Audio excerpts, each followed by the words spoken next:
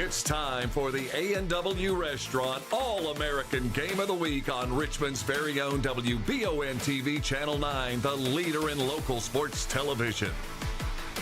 Support these great local sponsors who support our community.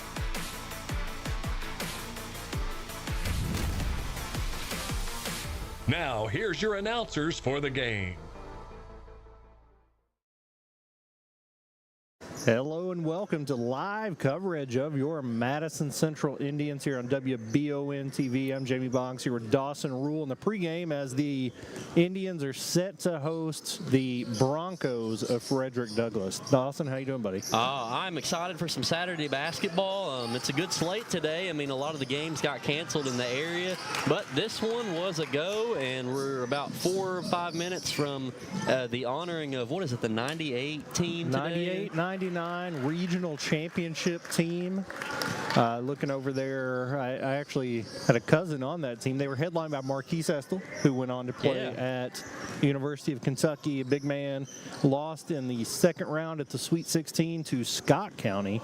But they won the region, only lost 5 games all year. 2 of those were to Scott County. Yeah, Scott County, I feel like even when I was growing up, they were a thorn in Central's side. So I'm kind of glad, at least in basketball now, they've cooled off. But, of course, Great Crossing's kind of taken that Scott County dominance in basketball, and Scott County's still good in football. But, yeah, Central has they've had a tough schedule. Speaking of that this year so far, they just played Great Crossing. They did. Coming into this game is 7-13. Coverage presented by Bishop Small Engine Repair of Richmond. But they've played some teams really close, Dawson. You make a great point. They had a big loss to Madison Southern earlier in the year, but in recent games, they've been putting up a fight. Great Crossing's been the #1 team in the state across the board. Just lost to them by 6. Played Ashland Blazer within 5 points. A few weeks before that, George Rogers Clark played them within 4 points. So many close games against really good teams. You kind of feel like Madison Central is really just on the edge of teetering over and finding their stride. And they started off the year really rough, and a lot of fans and kind of us expected that too. They lost so much, 90-something% of their scoring from last year.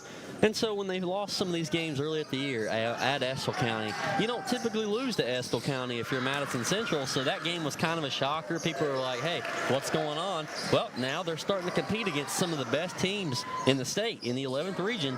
Yeah, they're losing, but they're only losing by 3 points, 5 points, 7 points. And they're competing in all these games. So it's kind of a miracle. It shows, how good Coach Feldhouse, of the job he's done coaching this year, game planning for these really tough teams. And for a team that may not win 10 games this year, they might.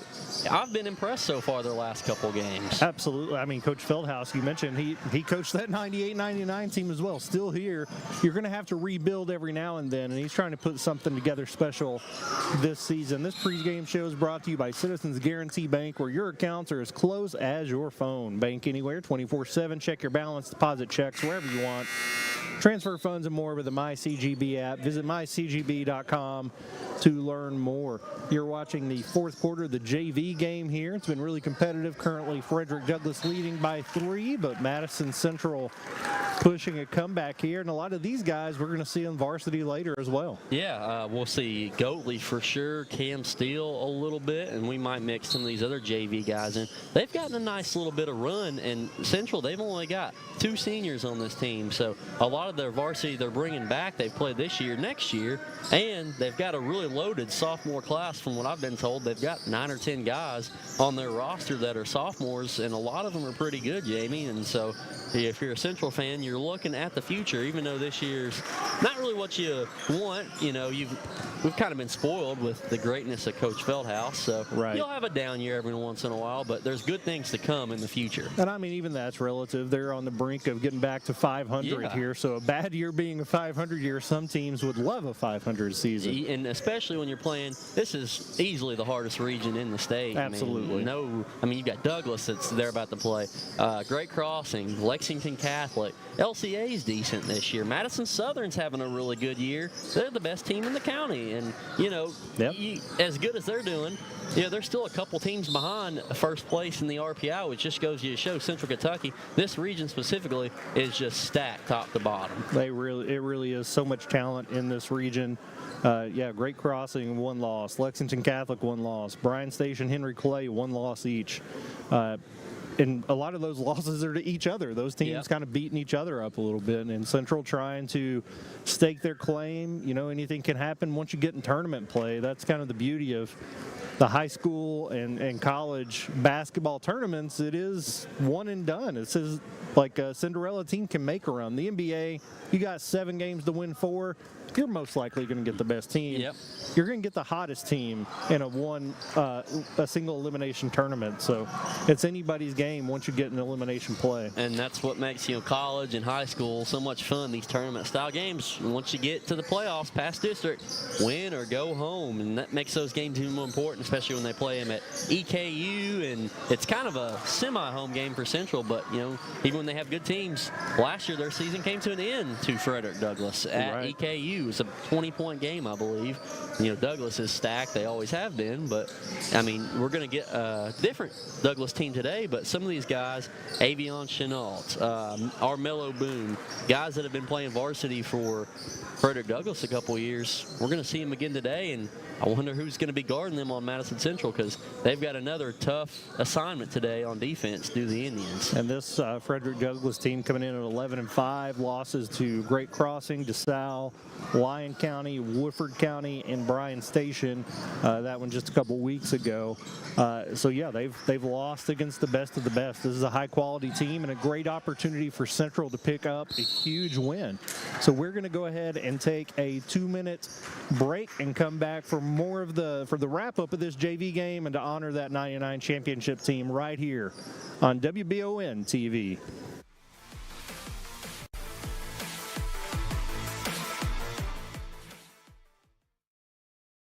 I'm Michelle. And I'm Jennifer, and in the spring of 1992, Bishop Small Engine Repair was born in our mom and dad's barn in Estill County. Then in the fall of 1992, we made the move to Madison County, where we are today. With the support of our family, customers, and community, we have continued to grow in the outdoor power industry. With a full line of products from Cupcadet, Grasshopper, Echo, and Shindawa, we can help you tackle your yard so you can enjoy it with your family. Bishop Small Engine Repair, where our focus is our customer. Stop on in, 119 North Estill Avenue in Richmond. We can't wait to see ya. Whether you're looking for dependability in the game or on the road, Madison County is where you'll find it. Jack Burford Chevrolet in Richmond has the trucks you can depend on and a winning tradition, just like our great local sports teams.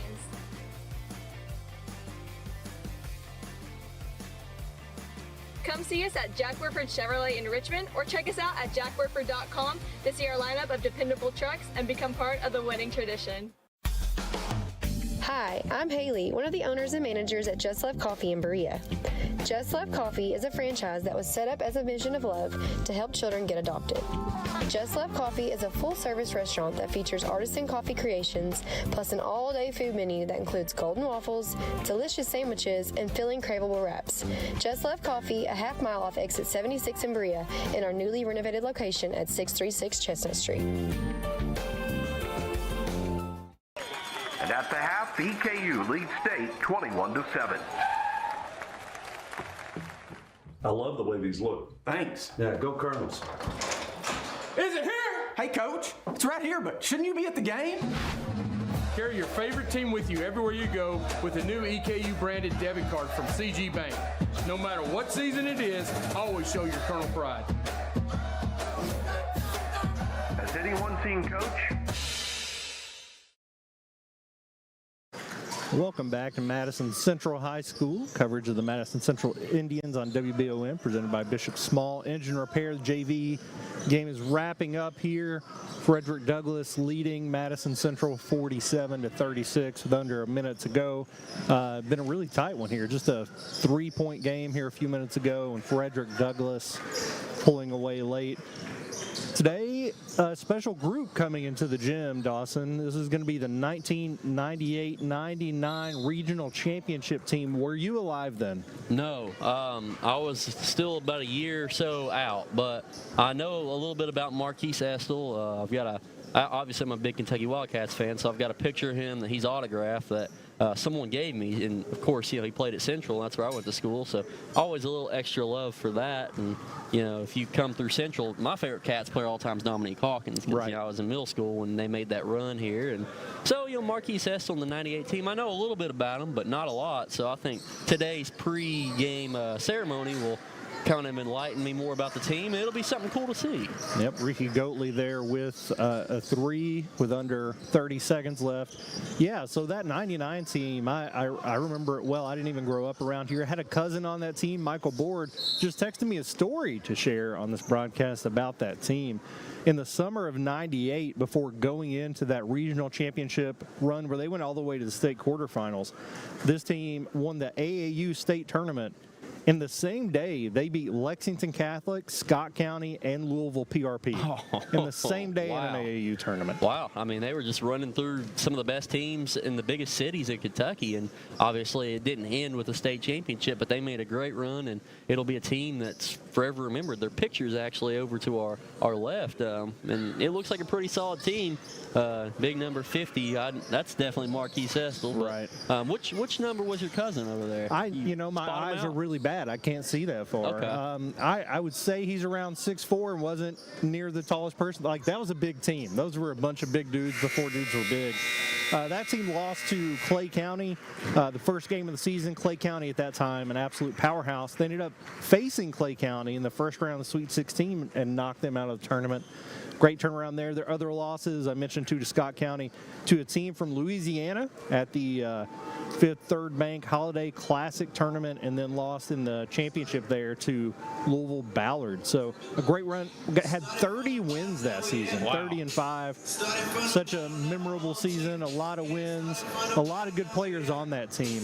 And as I was walking in, I noticed an abnormally large number of tall people walking in. Yeah. So I'm assuming that was them. That's got to be, and I'm excited to learn some more of their names, see who else contributed. It wasn't just a one-man band with Marquise. I mean, the team that good, that's beaten that many good teams back in the day, you got to have a lot of good players. And, when you're playing a big team like Douglas, you got to bring in, because you get the good players and you get a lot of people that want to come. And I'm going to invite a friend on real quick, John Mark Stivers. He knows a little bit about basketball, and he knows about the Frederick Douglas team that's going to be playing today. And he knows a little bit about Central's team. So, John Mark, welcome to the pregame show. Hey, you're on the webcam too, so you get a little time to shine today. Yeah. Thanks for having me. You gave us a little scouting report right here. Mm-hmm. Tell us a little bit about your knowledge of Frederick Douglass and Central today. Well, Douglas, they'll try to push it inside. They will try to refrain from shooting as much as possible. So, they're an athletic team. Try to get a lot of dunks and finish inside a lot. Now, who are the two big names for Frederick Douglass today to look out for? One is Mello Boone. He's about a 6'3", 6'4" guard. He's got an offer to EKU, actually. So he's good. And probably Avion Chenault. He's a high flyer. He's athletic, for sure.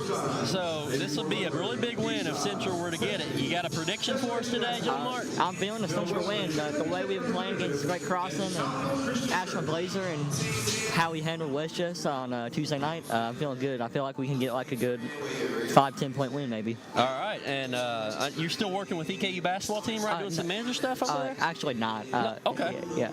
I left the team. So. Okay, well, that's all right. Hey, they're doing good this year. I was just asking for maybe a little update. Yeah. They started conference good this year. Yeah, I've been to some of the games in conference play. They're looking good. Seeing my guys out there. So. And Central's kind of started bad like Eastern did and has gotten better throughout the year. Yeah. And they're both improving at the right time. Yeah, and you got to go with guys like Cody Morrison for that. He's been playing well. He's putting up 20 points most every night. He's really helping us get close games that we've had, like Great Crossan, and he only had like 8 points against Westchester, but we didn't need him that much because we won by 30. Yeah, so. And you had some of these JV guys getting in. Yeah. Name a guy off the bench today you think can have an impact. Ricky Goatley for sure. He came in the West Jessamine game and had, I think, 5 points. Not 5 points, 5 threes. Okay. And 15 points, and that propelled us to to getting a big win. Well, John Mark, thank you for coming on today. I really appreciate you giving us some insight and some names because we've not seen Douglas this year yet. We saw him last year a couple times. Yeah, they ended our season last year, so got a little grudge against them. Okay. So, and in my career as a manager here, so. Right, and you were a great 4-year manager here for Madison football too. Yep. So, and you're still coming to support the Madison Central Indians. Yeah, got to support the boys like Eli Steele and all them. Yeah, so. yeah.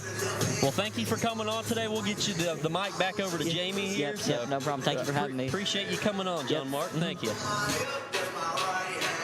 We'll get Jamie back over here and had to invite John Mark on. He's been wanting to come on and give us some knowledge, and he gave us some good knowledge for Douglas today. Yeah, I wasn't able to hear any of that. What predictions did we get, Dawson? So he's thinking that Central can come out and pull the upset today. I didn't give a prediction because I don't know yet, but John Mark's been around the team. He was the manager the last 4 years. This year, he's first year in college, so he knows a lot of the guys for Central, and he studied. He actually gave us these notes, handwritten stats and players to look out for Frederick Douglass. So he studies the game of high school basketball quite a bit and has expansive knowledge. So John Mark thinks that Madison Central is going to pull an upset today. All right. Should be a good game either way. Both teams on the floor warming up. We're going to go ahead and take a break for our presenting sponsor. This is the A&W All-American Foods Game of the Week. So let's hear from them on WBON TV.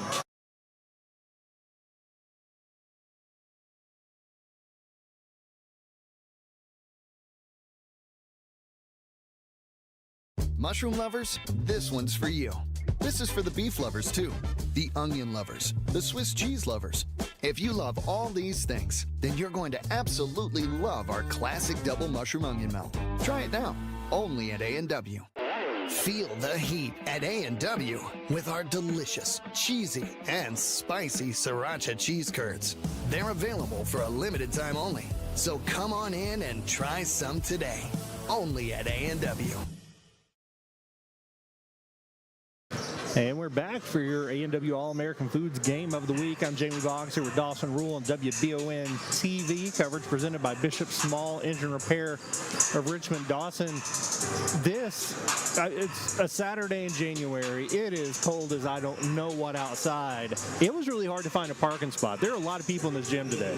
And, Saturday games, Central typically plays those here and there, but a lot of times they're, on the road or they're in a tournament.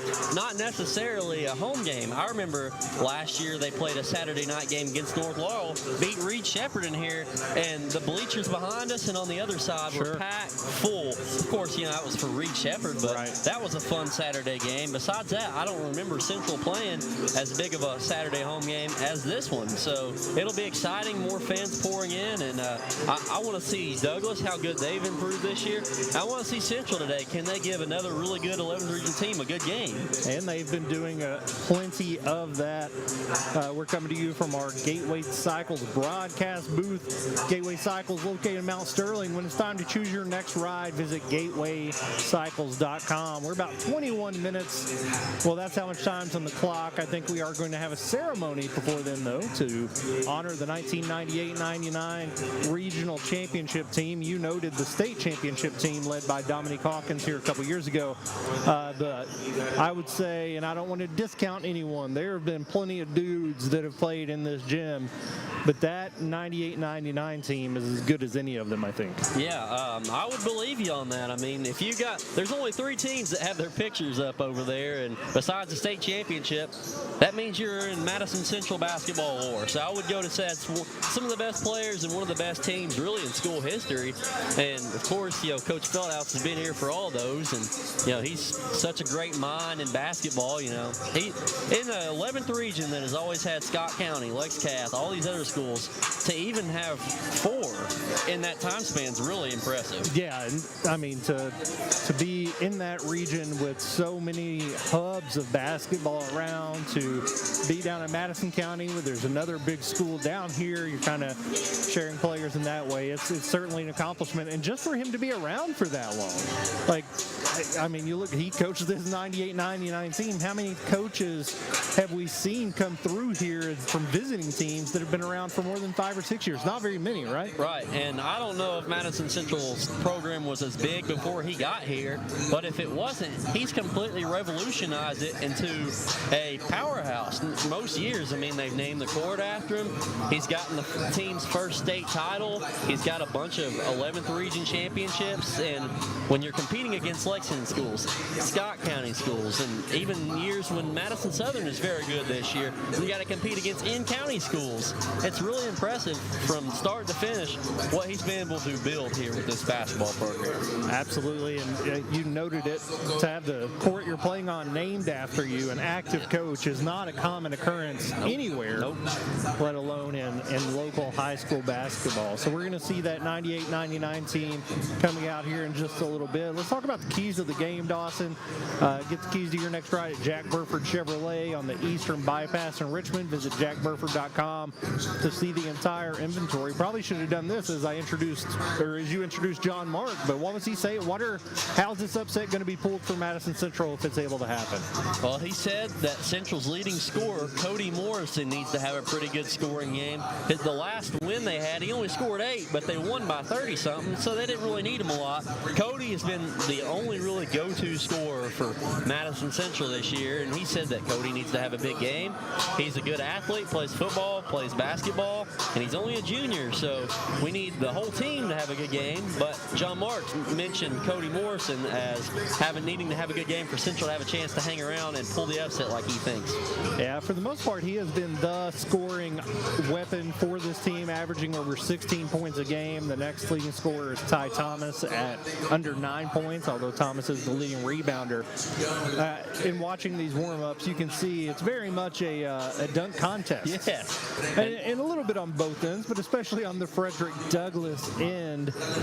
You know, looking back at that 98 team, they had a ton of size, and a lot of those big guys played big guy positions. Basketball's changing in such a way. I mean, Kentucky's got free Big Z's. Yeah, he's free today. Finally, at the University of Kentucky. He's 7'2". All the highlights I've seen, he's on the perimeter. We've always had this tendency in basketball to take the tallest kid and make him a center. Yep. We're starting to see those tall kids get these guard skills, and that's what I'm seeing out here with these teams warming up. It's just a different game of basketball than it was back when I was a youngin', Dawson. And, you know, positionless ball is what I'm trying to say here. I mean, Central, their biggest guy this year, Ty Thomas, he's, 6'6", 6'5", something like that. So coming into this year, he had not played a lot of varsity. They're wondering, how are we going to play? We don't have a lot of size this year. Well, Central, I've seen a couple of their games, they just pass the ball around a lot until they find an open guy or they find a crease where someone cuts to the basket. So maybe they might not have the size or the speed or the athleticism that Douglas has, but because of the way they play, they can sometimes hang around with these juggernauts. Right. And I think that's going to be a key today. Can maybe Douglas get active hands in the passing lanes, or is Central going to be able to do whatever they have their game plan today and kind of hang around and make this another close game, James? And I will say most of those close games where they've hung with teams like Great Crossing, those have been low-scoring basketball games. Not really getting out of the 50s, low 60s. That Great Crossing game was 57, 51 in favor of Great Crossing. George Rogers Clark, 54-50. I think there's a negative connotation when you say you're going to muck it up, but that's what you have to do to win ball games sometimes when you don't have the horses. You want to defend your butt off. You want to keep the ball as long as you can and make sure you're optimizing your offensive possessions. And see, it's kind of the opposite of what UK's doing this year. You know, they're averaging about 90 points a game. They don't, they do need to improve their defense, but they can kind of run with anybody, all right? They're like, we can play with any of y'all. We'll run up and down the court with any team, and we like our chances. Central, they don't have the guys to do that this year, so they're going to muck it up, like you said, Jamie, and it's worked kind of well for them so far. They still just haven't gotten a signature win yet when they've done that to a good team. Could today be the day? We'll see. That absolutely could be the day, coming off winning their most recent game, 71-35 over West Jessamine. Yeah. So huge margin of victory there, very dominant performance, and you can just look at the Central players warming up. They don't look scared, not a lot of fear going on there. So they're ready ready to play. They've seen as good or better teams come in here and play them on the road, and they're ready to go back to work despite, like you said, losing an older group of seniors. Yeah. Coach Feldhouse isn't laying down for anybody. And I remember when we did the basketball previews this year before the season, he said this year was going to be a struggle, and he doesn't care how much talent he's lost. He's still going to play a tough schedule, and we've seen it right here. You know, Ashland Blazer, Great Crossing. A week later, you got Douglas. Then you got Trinity, Evangel Christian. He doesn't care what team he has. He's playing a tough schedule to get these guys ready for the postseason. Yep. If you see the best, you play the best, then you're going to be ready to be your best in the postseason. We're going to take another 2-minute break, come back for more pregame, and get ready for this celebration of the 99 team right here on WBON TV.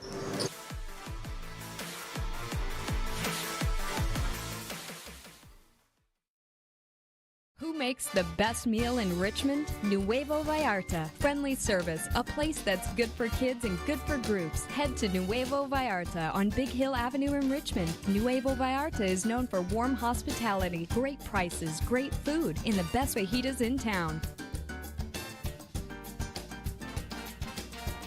Start with an appetizer, order a la carte, or choose from their huge menu of Mexican favorites for grown-ups and kids. Nuevo Vallarta on Big Hill Avenue in Richmond. Did I ever tell you about that time I zipped right past that dang Sasquatch? I don't think so. Yes, sir. I don't know how they ever got away if it wasn't for this brand new side-by-side I got at Gateway Cycles. In Mount Sterling? Yes, sir. They set me up with something that left old Sasquatch sneezing in my dust. Jimbo! Lord, I hear him coming back now. That ain't no Sasquatch. That's Mama. Get a great deal on Sasquatch eluders today. Gateway Cycles, Mount Sterling. Trucking companies are looking for qualified licensed drivers. Get your CDL training at Exodus Driver Training located on Richmond Road, connected to Renfro's Collision in Berea. Take advantage of their flexible training schedule or get your license in just 4 weeks. Exodus Driver Training is your way out of the cubicle, out of staring at the same 4 walls, out of that factory job you can't stand. Your way out to an open road of opportunity. Financing available. Visit excdl.com to learn more or like them on Facebook. If it won't go down. Call Mr. Reuter, the best in town. What do I do now? Call Mr. Reuter, the best plumber in town. Mr. Reuter is Central Kentucky's affordable and reliable plumber. Right now, get any drain in your home cleaned for only $89. Call 859-253-CLOG. That's 859-253-CLOG. So if you've got a problem that won't go down, call Mr. Reuter. He's the best plumber in town. He'll clean any drain in your home for only $89. Now I know who to call. Call Mr. Reuter. Bye-bye, Poopy. You've heard the name Chenault Vineyards, but what do you know about it? Chenault Vineyards is a place for the community to enjoy. Central Kentucky's premier event and wedding destination with 5 event venues, full-service catering, over 13 varieties of wine, live music entertainment, seasonal food options, weekly themed Wednesday night out and girls night out, trivia, murder mystery date nights, and free yoga on the point with beautiful views. Everyone can find something to do at Chenault Vineyards. Want to know more? Follow them on Facebook and Instagram or plan your night out at ChenaultVineyards.com. It's that time of year when we are day and night driving with our kids all over. Your car never stops. At AMCO Transmissions, we make sure to keep you rolling. We have the latest technology, certified technicians, and longest warranty to keep your vehicles running strong. We specialize in all foreign and domestic transmissions, drivetrain, or just general maintenance. Did you know at AMCO the average customer saves $1,800 in comparison to the dealer? And AMCO has a longer warranty. Come see us at AMCO Transmission for the best service and the cheapest prices around. AA MCO. It is a cold Saturday here in Richmond, Kentucky, as the Madison Central Indians are set to host the Frederick Douglass Broncos. I'm Jamie Boggs here with Dawson Rule in the pregame show here on WBON, presented by Bishop Small Engine Repair of Richmond. Dawson, I really want to get a job where I'm in charge of giving nicknames to teams. I like the Broncos. I like that. That's not bad. You're in Kentucky. You could go a lot of different ways with horses. I like the Broncos. I remember when they were first starting their school, wasn't there like a controversy with their mascot? They wanted to be like the Stallions or something. Yeah. And people were like, oh, we can't. Broncos is a pretty good second option. We have a very special recognition. We are going to now recognize the 1998-1999 team.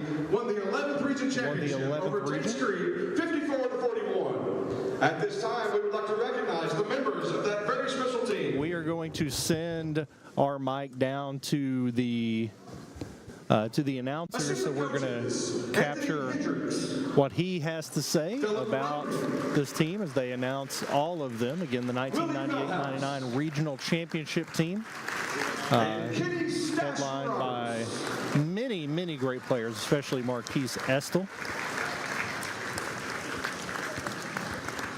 Being honored here today, 25 years after winning the region, going to the state quarterfinals. Eric Broomfield.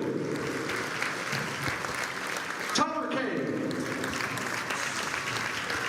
Joe Cornett. Josh Lamb. TJ Smith. Nick Stevens. And Lloyd, the Hawaii Walker Talker. Two sophomores that couldn't be here, Alex Poulter and Jeff Stratton.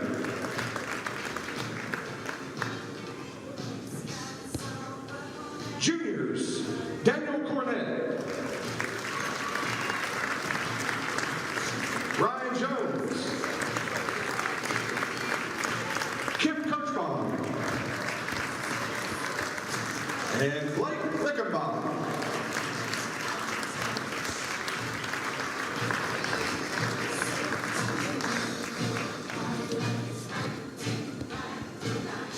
Seniors, Michael Board.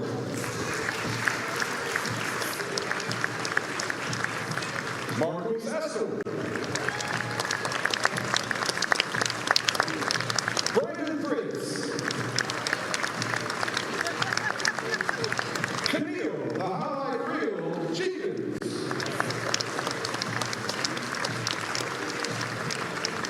One senior that couldn't make it, Chucky Campbell. And the head coach, Alan Bellhouse Jr.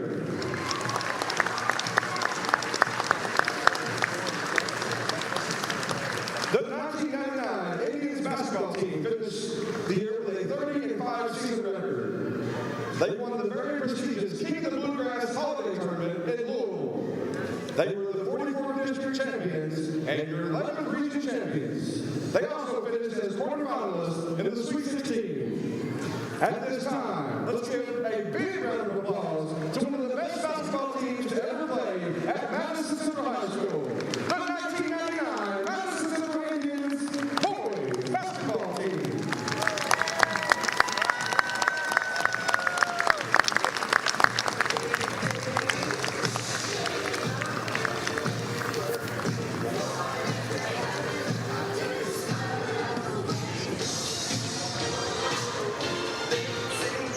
That was the 1998-99 regional championship team. Like was noted by the announcer, they are one of the best teams to come out of Madison County, out of Madison Central.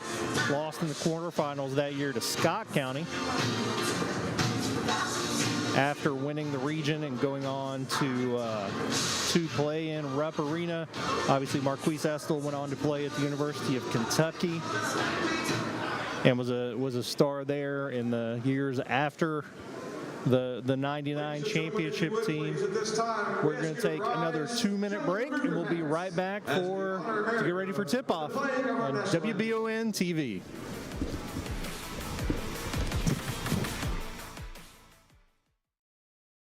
Hey Madison County, did you know Berea Ace Hardware is more than just a hardware store? Berea Ace Hardware carries the top brands like Skag, Echo, Steel, Spartan, Toro, Bentelli e-bikes, Wolf brand scooters, Trailmaster go-karts, and Red Cat Racing RC cars. Check us out at BereaAce.com. We sell fun at Berea Ace. Ace is the place with the helpful hardware, folks. It's the common thread that ties us together, making life better for everyone.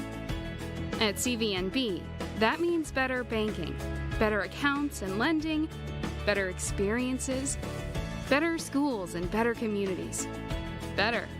It's what ties us together. CVNB. Bank better.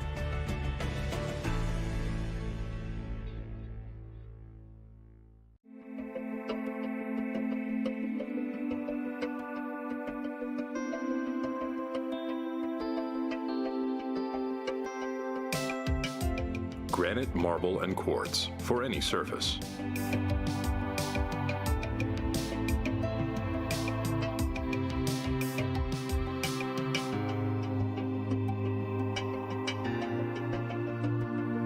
Make a lifetime commitment you won't regret. Support local and get your vehicle running at its peak performance with CT Diesel Performance off Exit 97 in Richmond. Chris Thorne and his staff specialize in diesel performance and repair that will service any vehicle, big or small, with oil changes, brakes, tires, alignments, and more. Broke down and need a tow? Well, call CT Diesel at 859-699-8712. Like them on Facebook to enter a weekly drawing for a free oil change. CT Diesel Performance off Exit 97 in Richmond. Need a physical for school or work? Need it right away? No problem. Berea Urgent Care has 2 convenient locations along with late hours to meet your needs. They're affordable too. Physicals at Berea Urgent Care only $20. DOT and CDL physicals are only $65. Berea Urgent Care number 1 by Walmart is open every day 9 to 9. Berea Urgent Care number 2 by Berea Drug open Monday through Friday 10 till 6. No appointment necessary. Berea Urgent Care, here when you need us. At Jones Family and Cosmetic Dentistry, we make it our priority to deliver the gentle, compassionate care that you deserve from a dentist. Offering single-visit restoration on crowns, bridges, inlays, onlays, and veneers with CERAC. Jones Family and Cosmetic Dentistry is equipped to handle all your dental needs, from surgical implant placement and restoration, teeth whitening, root canal therapy, and more. And we now have the Cone Beam 3D technology for taking scans of the jaw. For your next dental appointment, call Jones Family and Cosmetic Dentistry at 859-985-0201. Welcome back to Madison Central High School. About 3 minutes away from tip as the Indians host the Frederick Douglass Broncos here on WBON TV. Coverage presented by Bishop Small Engine Repair of Richmond. I'm Jamie Boggs here with Dawson Rule. Dawson, I know that in some games, in rivalry games, in tournament games, like there's a buzz. Yeah. I feel that today, and this is neither of those things, but the gym is pretty packed. We have a really strong Frederick Douglass team in town and a Madison Central team that's not going to back down. We got some big names in the house. Former UK players. Daniel Orton was here earlier. I actually met him, and I thought, what's he doing? He may be here with Douglass or something, but yeah, a ton of big names in the house, a big name and team to remember, and lots of fans starting to file in and get here for the game. I'm kind of like you. I'm a little jumped and excited to go. I mean, this is just a regular season game, but it feels bigger, like you said. Yeah, there's certainly a buzz in the gym as both teams taking their final preparations on Allen Feldhouse Court. They did take some time to honor in the pregame that 99 regional championship team. So if you missed that, you may want to go back. All the players that were able to be present today, as well as the coaches, were announced and honored. So super awesome for them to get that. I bet if I had asked them how long if I would have talked to any of them a month ago and said, how long ago was it that you won the region? I bet they would have been like, 12, 15. No, it was 25 years 25, ago. That's crazy. It goes so fast. I mean, yeah, some of those guys I recognize, they've kind of stuck around. Some others have moved on, but I'm glad that most of them got to make it back to Richmond and be honored because, there's only a few teams that have done what they've been able to do, so they deserved it today for 25 years. Absolutely. So many of them able to make it. Super cool that they were able to be honored. I know they came earlier today just to spend some time together, kind of back in the locker room and around the school, but able to be honored out here on the court. Now hopefully they'll see some quality basketball as the buzzer sounds and the teams are going to their benches for introductions. Yeah, it's going to be a good one today, and Michael's still on his way, apparently, so he may roll in here a little late. That's okay. If he's not here by game time, we'll just take it on ourselves. We can do it. I mean, my back is killing me from carrying Michael Watkins over the years. Michael, if you're listening, turn around. Go on. I'm kidding. I'm messing with you. While we're waiting on these introductions, Dawson, I want you to tell me who the big star is that's going to have to step up today. Tonight's Star Watch sponsored by Jerry Goebel State Farm. Like a good neighbor, State Farm is there, just like who's going to be for the Indians today. Like Jerry Goebel, State Farm Insurance on Facebook to learn more. I think Ty Thomas, he's the big guy for the Indians, needs to score 10 to 15 points today, get a double-double, and kind of dominate the glass for Central to have a chance, because they're going to need as many possessions as they need. I'm not saying they struggle to score, but they're not going to score a whole lot if they're going to do what I think they're going to do on defense. So they need to be efficient with the possessions they have. That means getting rebounds for Ty Thomas. Absolutely leading rebounder on the team so far this season, averaging 7.5 per game. Second on the team is Eli Steele. As the starters are being announced for Frederick Douglas. Armello Boone, you're going to have to watch out for him. He's a stud for Douglas. Averaging over 22 points a game. Avion Chenault, the second. Yeah, 12 points a game. Sophomore, number 3, DeMarcus Surratt, over 14. This team puts up a lot of points. Logan Busen. Yeah, Surratt, Chenault, and Boone, players I've heard for a couple of years on varsity. So they've been starting quite a while and playing for a couple of years at Douglas, which means they're pretty good, because you've got to be a great player to start at Frederick Douglass on the varsity team. And anytime you get that kind of experience, I think that certainly bolsters what you're able to do. Looking at the lineup here, Mello Boone, 6'4", John Jackson, 6'3". Will Richardson getting the start, sophomore, the youngest starter today for Madison Central. Number 5, Landon Ray. Brandon Ray. Junior. Good shooter. 6'4" junior. Number 30, Cody Morrison. Cody Morrison, as we noted, leading scorer on this team. 6'6" senior. Number 34, Ty Thomas. Ty Thomas, anchoring the paint. 6'3" senior. Number 22, Eli Steele. The athletic trainer, Ali Benavides. Coaching staff, Daniel Park, Jared Pine, John Brinley, Frederick Douglass, coached by Stephon Harris. Alan Feldhaus obviously at the helm for Madison Central as we are about to jump it up. Chenault and Thomas approaching midcourt. We're about to get rocking and a rolling here on WBON TV. Yeah, some Madison Central magic may be in store today. Occasionally you get a game like this here in the home gym and some special things happen for the Indians. I've seen them growing up, so we'll see if that's the case today, Jackie. Richardson comes down with it, gets it over to Steele. Morrison on the wing. Central taking their time, working the ball around. Get it down to Thomas in the post. Kicks it back out for an open three, and it's good. Landon Ray, you cannot leave the junior open. He's not a big scorer. He can score if necessary, but if you leave him open, he'll typically hit his shots. Surratt, elbow jumper, in and out. Nice rebound there by Thomas. That's what he's got to do, Dawson, to keep them in this game. Fun fact, the other night, Coach Feldhaus during a halftime interview said that when he was a freshman, Ty Thomas got cut from the program, and they brought him back, and he said that was probably one of the bigger mistakes we ever did because he's developed quite well. Sure.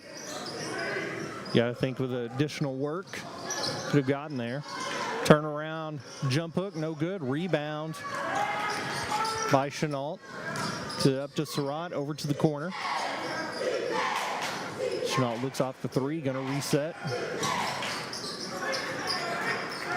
Frederick Douglass resetting the offense here. Christopher Wright with the ball. Chenault hands off.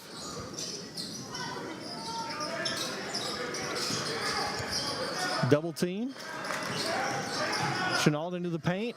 Kicks it back out. Wright looks off the three. Going to take a 15-footer, and it's good. Man, just watching Douglas's players go, athletic is the word that comes to mind. I mean, that can pair you in the game of basketball a little bit, but they've just got guys that can do crazy things.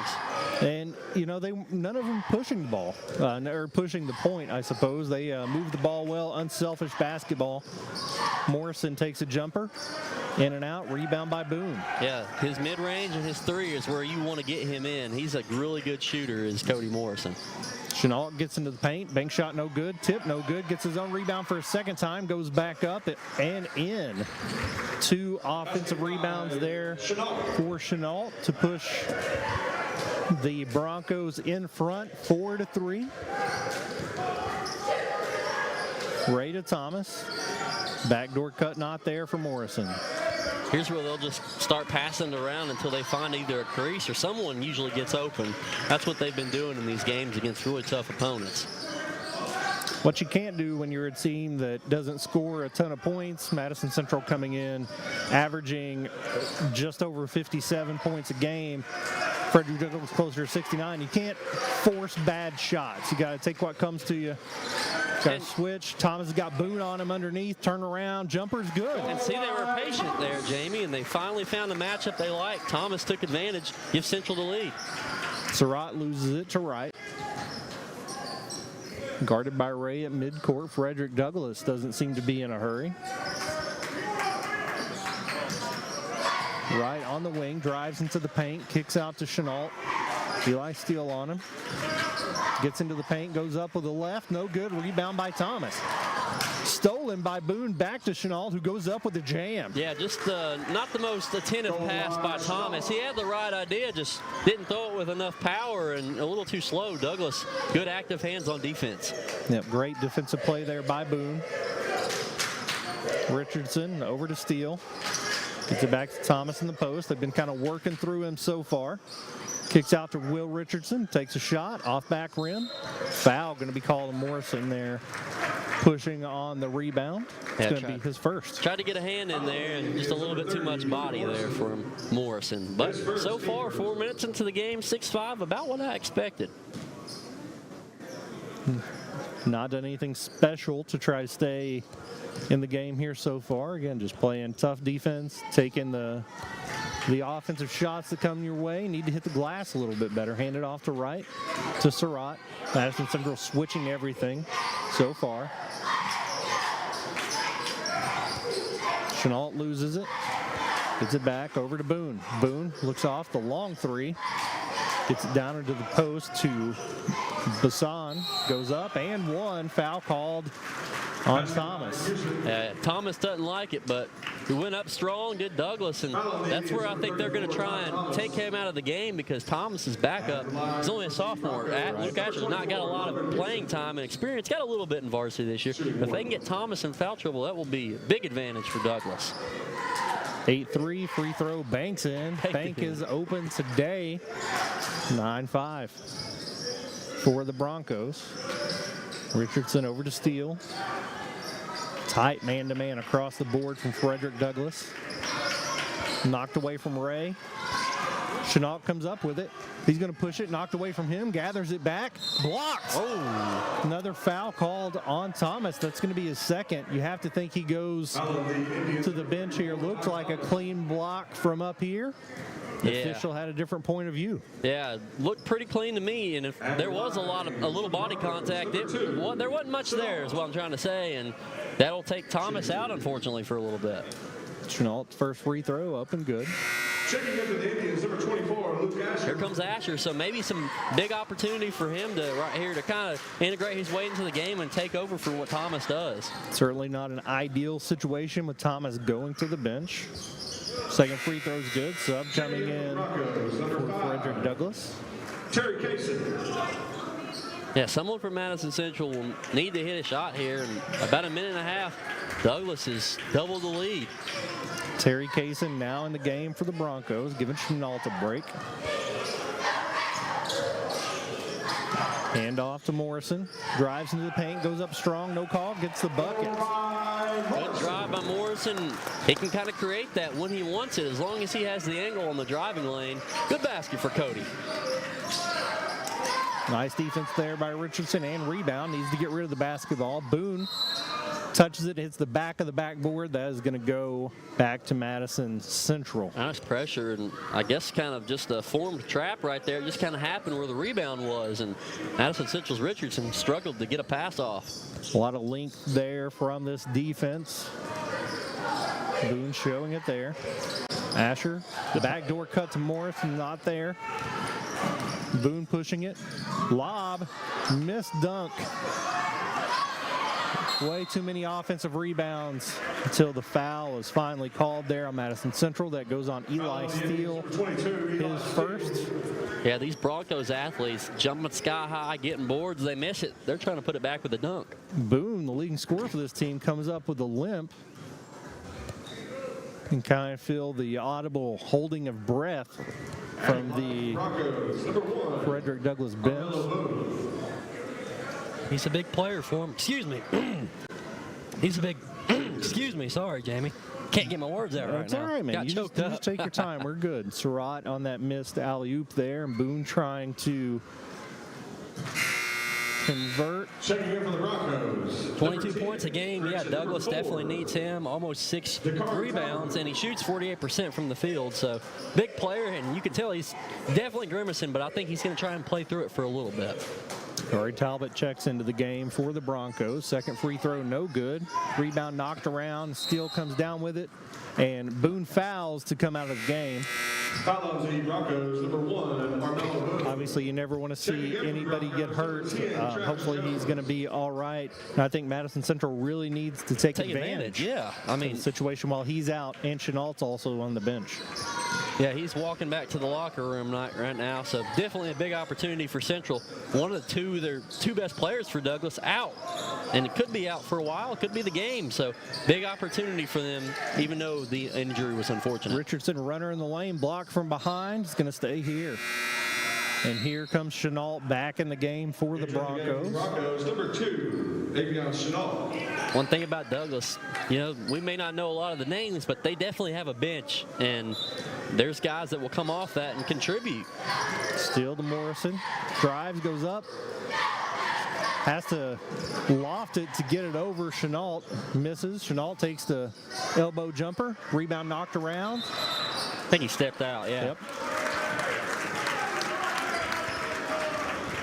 That is Terry Kaysen. Madison Central hanging around, not so much shots made, but they're kind of hanging in there with Douglas, and they're obviously outmatched. They just need to hit a couple shots, and this could be a much closer game. 12-7 lead for the Broncos. Coverage here on WBOM presented by Bishop Small Engine Repair of Richmond. Eli Steele at the top of the key, gets it over to Will Richardson. Asher on the post inside has a height advantage. They're not going down to the young man. Finally get it down to him, and a bounce pass across the lane. Foul's going to be called on the floor. Good move by Asher, though. The home crowd isn't going to like it, but a nice little drop step and framed up his body and had a good look at the rim. Easy layup. It really was. He had a great look underneath, and Surratt making his way out. Ricky Goatley in the game for Richardson for the Indians. And during pregame, John Mark said Goatley could be one of the underrated X factors off the bench that couldn't score some points and make a big difference for Central today. Unfortunate turnover there, but we'll see if he can get some shots up. Loses that one. Up backwards over his head. Circus shot right there. Yeah. Albert with the fancy lay in there pushes the lead to 7 for the Broncos. Ray looks to get into the post to Asher. Jumper is good, making the most of this opportunity so far. Yeah. Push up court to Kaysen. Lay-in's good. Got to get back on defense. Exchanging baskets there within 10 seconds. And Coach Feldhaus is mad. His guys didn't get back on defense quick enough, and that was an issue during Great Crossing game a little bit. They played last week. They would score big baskets, but Great Crossing would just get down the court. Goatley for 3. Think he was going to come out for not getting back on defense. Will Richardson's come to check in, and Goatley nails a 3, and Richardson takes his seat. 16-12, under 30 remaining. Going to hold for the last shot if he can. Talbert with it. Ray on him. Separation, looking to clear out on the wing here. He's going to get the on-ball screen and switch. Asher's on him. 12 seconds to go. Chenault guarded by Steele. Crossover, top of the key jumper is good. Long two, Central have a shot. 3 seconds left. We'll see if they're able to get a shot off. Morrison does. It's going to be short. That's the end of the first quarter. Madison Central 12, 18-12. I'm going to go find Michael Watkins. We'll be back for the second quarter right here on WBON TV.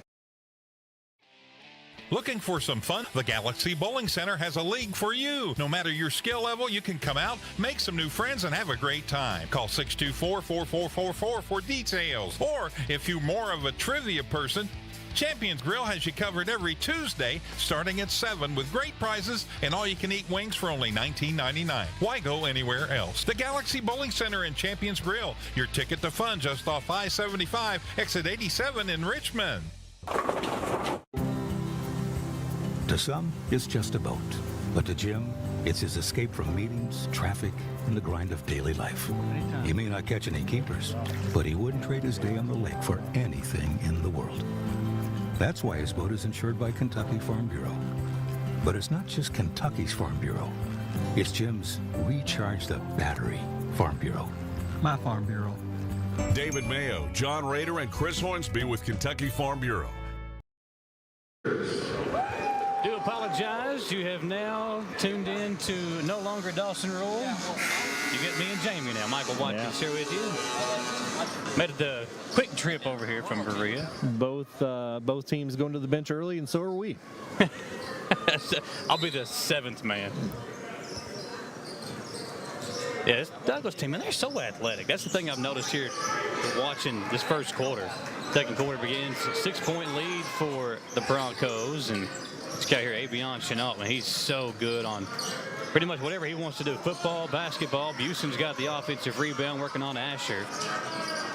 That one coming off. Got to get some rebounds. The Indians have struggled doing that. And there's a whistle. The other way, it'll be on Avion Chenault. The Broncos, number 2, Chenault. Yeah, defensive glass is where they can make all the difference here. Down by 6. I would imagine, I don't have it in front of me, that the Broncos have at least 6 second chance points so far. Indians playing much better as of late. Lost by 6 about 10 days ago to Great Crossing, currently ranked number 1 in the state right now. Them and Lyon County kind of going back and forth with that ranking. Here's Goatley, really good offensive player. Feed it inside to Asher. Asher working on Buson. Buson giving up a ton of size, but man, he is so tough. Goatley cuts. Back to Asher at the elbow. And he's stripped. Ball's loose. Broncos have it in the fast break. Goatley, good defense there. Buson got it. Body's hitting the floor. And we come back the other way. A minute into the second quarter. Ray post up. Asher turned it over. You got to take care of the ball against this Frederick Douglass team. They are so good out in the fast break. Chenault crossing over and draws the foul. That's a tough matchup there for the sophomore Luke Asher. Absolutely. Chenault seems to be able to score from all 3 levels. We've seen him shoot from deep, and he gets to the basket almost at will. Number 2. That was a scouting report on you back in the day, I believe. Getting to the free throw line, maybe, was a good scouting report. A basket of potato wedges. Get to that at will. Number 0, Christopher Wright. 3 starters coming back in for Frederick Douglass here. Yeah, Mello Boone back into the game. He was injured there late in that first quarter. Right back in there. He is Boone and Chenault. There's 2 kids that they can pretty much pick their sport. They're going to get offers in pretty much both. I think EKU's offered both in multiple sports. And the Broncos, who took a loss a couple of weeks ago to Bryan Station, 11th region, and they're not used to losing to 11th region teams. Bryan Station's having a pretty good year. Morrison wide open from deep. Indians need it. It hit every part of the rim and comes out. 8-point lead for Frederick Douglass. Chenault just spinning his way inside like a cyclone, but he couldn't knock it down. Landon Ray picked up by Boone. Ray all the way, and there's the foul on Buson. Free throws coming up for Landon Ray. Follow the Broncos, number 24, Logan Buson. This Frederick Douglass team, I mean, you got 2 guys like Boone and Chenault. You get in tournament play. I mean, either of them could take over a game and could definitely be a difference maker. No matter who you're playing, if you've got a dude, they've got a dude to match. Yeah. So it's going to be dangerous for them when they get into regional and potentially state play. The one thing that Central has a mismatch here in this game is size. You know, both Asher and Thomas probably 4 inches, 5 inches taller than Busen, but Busen's just so strong. He really is. He looks like a brick wall down there, and he's been successful using his body and using that muscle so far. Kind of an underrated athlete as well as the Broncos work it up the floor. Here is Armello Boone. Quick trigger on the three. No, and the rebound hauled in by Asher. Got to handle the press against a team like this. Goatley dribbles baseline, circles it back out to Cody Morrison, who's really been the go-to scorer for Central this year. Ray will try another three. This one way short. Pressured out by Wright. Boone will miss the layup and into the hands of Elijah Steele. Good job by Central back at the pressure. Ray up the floor over to Morrison, and there's a travel by Cody. Central with some fortunate bounces here. Got to take advantage of those situations. And Boone, while he got to the basket there, doesn't seem to be moving the same way he was early on. Here's a timeout. Broncos want to talk things over. Kind of helter-skelter here in the first few minutes of the second quarter.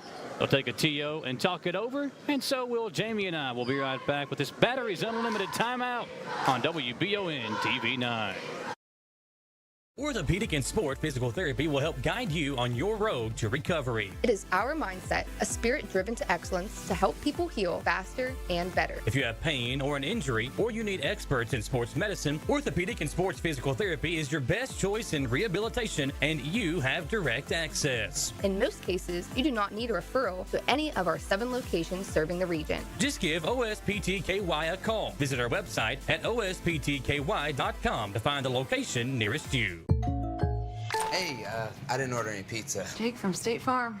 After you saved me so much dough on insurance with that Parker promo, I devised a promo for you. Here's the deal, Parker. State Farm offers everyone surprisingly great rates. Right.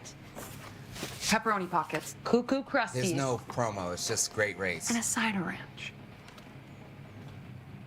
When you want the real deal, call State Farm agent Jerry Goebel in Richmond today.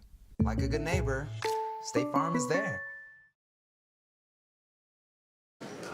Back on WBON TV, Timmy Boggs and Michael Watkins here with you, folks. Glad to have you along on a Saturday afternoon. It's a busy sports weekend for folks. Got the NFL playoffs going on, some big days and big matchups in college basketball over the weekend here. EKU's got a home game today against Bellarmine. Kentucky playing at home against Georgia.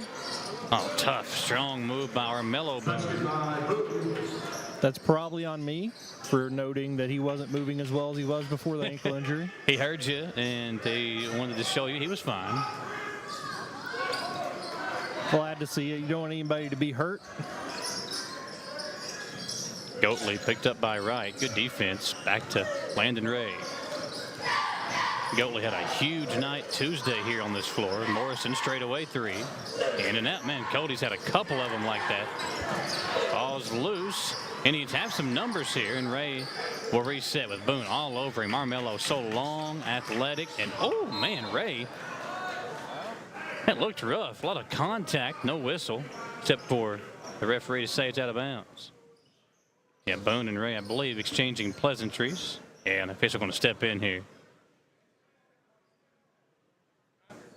Listen, trash talk is supposed to be a part of the game. I understand you don't want to get too far, but man, I used to love me to talk some trash. Loved it back in the day. I always tried to pick on the better player.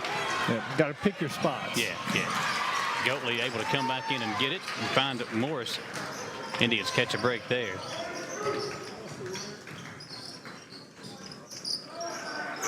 Swing it on the right side. Ray looking to post up Asher. Again, that's where the Indians have the advantage is the height inside, but Busen so tough in there defending. Ray, elbow, free throw, jumper, good, and the Indians sit to 6. And Asher's had success early getting the ball. He's had 2 possessions. On one he got fouled, and on the other one he hit a jumper.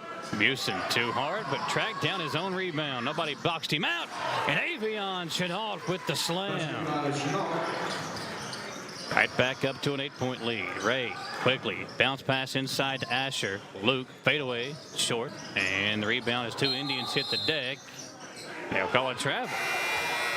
And the Bronco fans didn't like the call.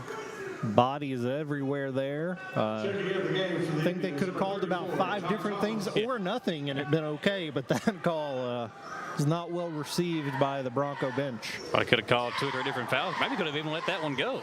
Oh, man. Steele got away with a push-off there. Got to get the ball inbounds. They do. Asher or make that Thomas, who just checked back in. Able to finish. Tough, strong move inside. Went out really early with 2 fouls. Before then, was really doing pretty much whatever he wanted inside. They're going to call a foul on Steele. He was trying to hold Avion Chenault from getting around him.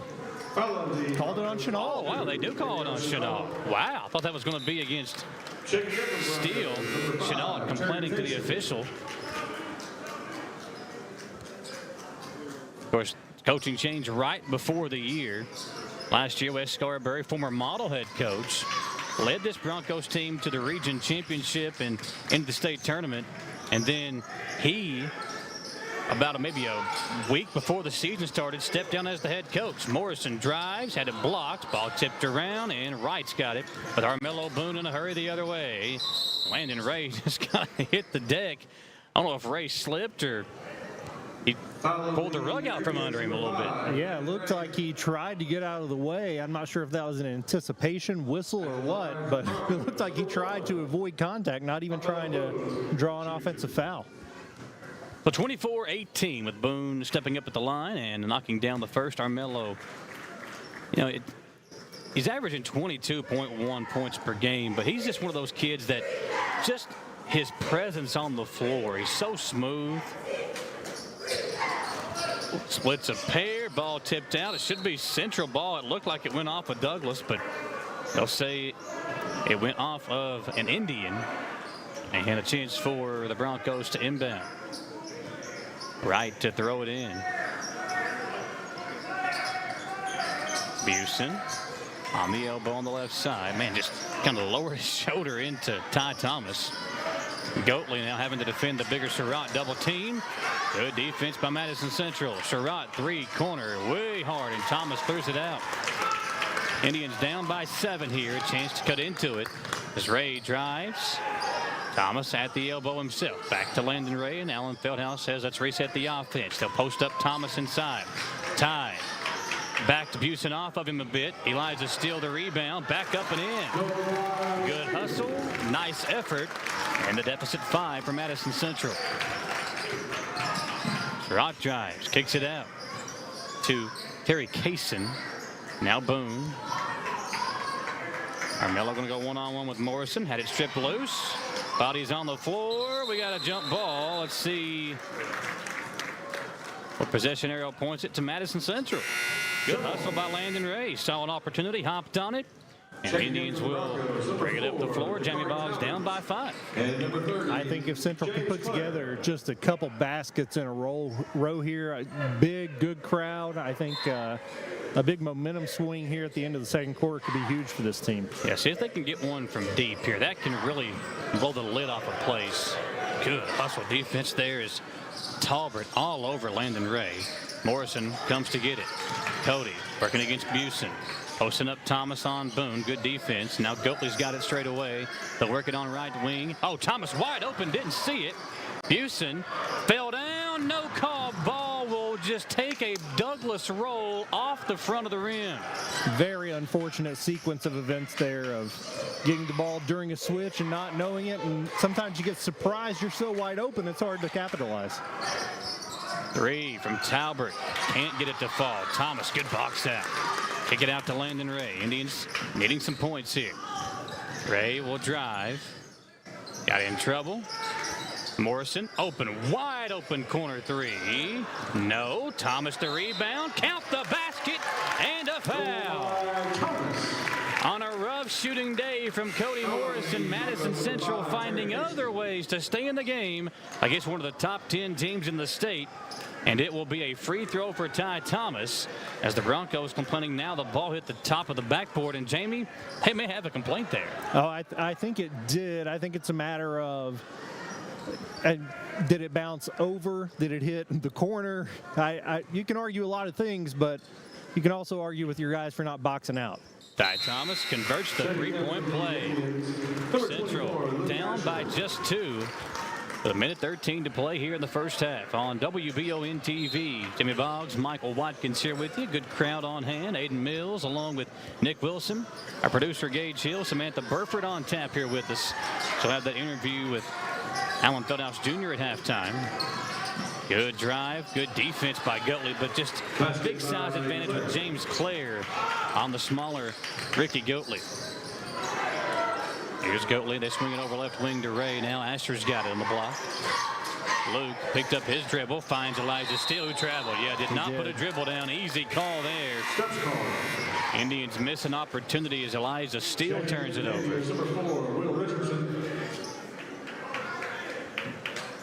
I think it was another one of those situations. He didn't realize how wide open he was and made a small, very fixable mistake that could have led to a bucket. 27-23 Broncos. 40 seconds to play in the first half. Send it over to Busen. Clare on the cut. Now Boone.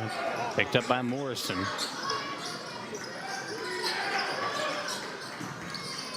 Now Busen's got it again. Broncos holding for the final shot, looks like.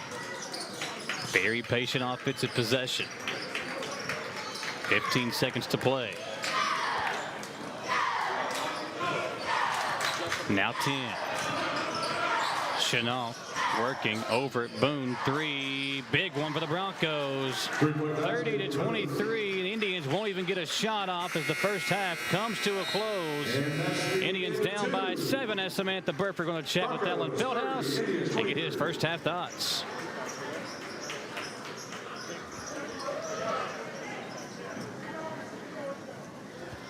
You've got Chenault, you've got Boone. They're giving us a little bit of problems. Talk to us about the game plan. Oh yeah, they're very athletic. If you don't block them out, we're not going to out jump them. That's for sure.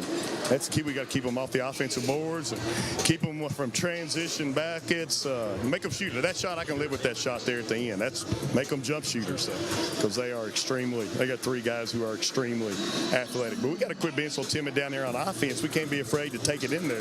They'll block one every once in a while. We might get a foul every once in a while too. All right, Coach, thanks a lot. All right, we're going to send it to that commercial break. When we come back, you'll hear all the halftime stats right after this message. 'Tis the season for sickness. Protect yourself and those around you with vaccinations at the Harness Health Pharmacies, powered by Mercy Health. Mercy Health Pharmacies offer vaccines for influenza, COVID-19, pneumonia, and RSV. Most vaccines are covered by the insurance, and in case they are not, Harness Health Pharmacy also partners with the primary care clinics for patients that are required by insurance to receive their vaccines there. Stop by the Harness Health Pharmacy in Irvin, located next to the Mercy Health Irvin Primary Care. For over 40 years, Lake's Funeral Home and Crematory in Berea have been helping families through the hardest times in their lives. With traditional burial planning to cremation, the folks at Lake's can help you honor your loved ones with final arrangements. Lake's can also help pre-plan now. Let your family members know what you want and help ease their burden. Visit lakesfuneralhome.com to learn how easy it can be to pre-plan. Lake's Funeral Home and Crematory, the only on-site crematory in Madison County. Whitaker Bank in Madison County is your local bank for convenience. With more branches than literally any other bank in Madison County, why go anywhere else? Whitaker Bank is known for their friendly customer service and easy access drive-thrus. Whitaker Bank, your home for local, friendly, family banking. Equal housing lender, member FDIC. For years, Richmond residents have been searching for a heating and air company that can do it all. That search is now over. Don't let the name fool you. Fayette Heating and Air serves all over Central Kentucky for both commercial and residential customers. With Fayette Heating and Air, they promise that no matter the issue, no matter the time, you can expect award-winning heating repairs the first time, every time. Visit FayetteHeating.com to learn about special financing and how to sign up for the Comfy Club. With Fayette Heating and Air, complete home solutions. Gwen's Fine Jewelers, voted best of the best jewelry store and voted best of the best jewelry repair shop. Gwen's has the best prices on diamonds. Let Gwen's design your dream ring. Gwen's Fine Jewelers, located next to Hobby Lobby in the Carriage Gate Shopping Center, Richmond. Or find them online at gwensfinejewelers.com. I'm Michelle. And I'm Jennifer. And in the spring of 1992, Bishop Small Engine Repair was born in our mom and dad's barn in Estill County. Then in the fall of 1992, we made the move to Madison County, where we are today. With the support of our family, customers, and community, we have continued to grow in the outdoor power industry. With a full line of products from Kopudet, Grasshopper, Echo, and Shindawa, we can help you tackle your yard so you can enjoy it with your family. Bishop Small Engine Repair, where our focus is our customer. Stop on in, 119 North Estill Avenue in Richmond. We can't wait to see ya. We're back on WBON TV. Timmy Boggs and Michael Watkins here with you on a Saturday afternoon in Richmond. Good matchup here in high school basketball. A much improved Madison Central Indians team taking on one of the top 10 teams in the state in the Broncos of Frederick Douglass, your defending 11th region champions. And Jamie, looking here at some of the stats, I think for Madison Central, you considering that Cody Morrison's 1 of 7 from the field and 2 points, your leading scorer, you're down by 7. I think you would take that. Absolutely, certainly unexpected. That jumps off the page of being an area of potential where if he comes around, starts putting the ball in the basket, make a big difference. And also looking at Ty Thomas, limited to 7 minutes in the first half due to foul trouble, still has 7 points and 5 boards. Yeah. Need him to stay out of foul trouble in the ball game. Got to find some ways to get the big guys more looks, I believe, in the second half. Asher and Thomas both played well when they got some touches, but you got to consistently do it here as we are here live on WBON TV. This is the Galaxy Bowling Center halftime show. If you're looking for fun and entertainment like we saw there in the first half between the two teams, make sure to check out Galaxy Bowling Center in Richmond. Jamie, you like to bowl? I go quite a bit. My son's on the bowling team at Madison Southern, so spend several days a week at Galaxy. Love the food. The arcade's good, too. I took the kids over there a couple of weeks in a row, played the air hockey and the Jurassic Park game, and I think they're going to keep adding to it. So be here to check that out. They got the pool tables there in the back room as well. A lot of fun to be had over at Galaxy Bowling Center. We'll step aside, come back, and look at more of the first half stats when we come back here on the Galaxy Bowling Center halftime show back in 3 minutes on WBON TV 9.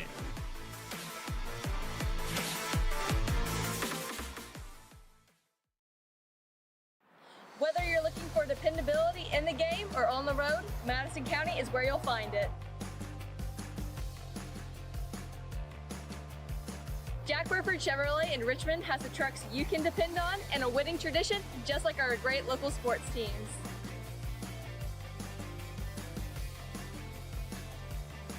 Come see us at Jack Burford Chevrolet in Richmond or check us out at jackburford.com to see our lineup of dependable trucks and become part of the winning tradition. Hi, I'm Haley, one of the owners and managers at Just Love Coffee in Berea. Just Love Coffee is a franchise that was set up as a mission of love to help children get adopted. Just Love Coffee is a full-service restaurant that features artisan coffee creations, plus an all-day food menu that includes golden waffles, delicious sandwiches, and filling craveable wraps. Just Love Coffee, a half mile off exit 76 in Berea, in our newly renovated location at 636 Chestnut Street. And at the half, EKU leads state 21-7.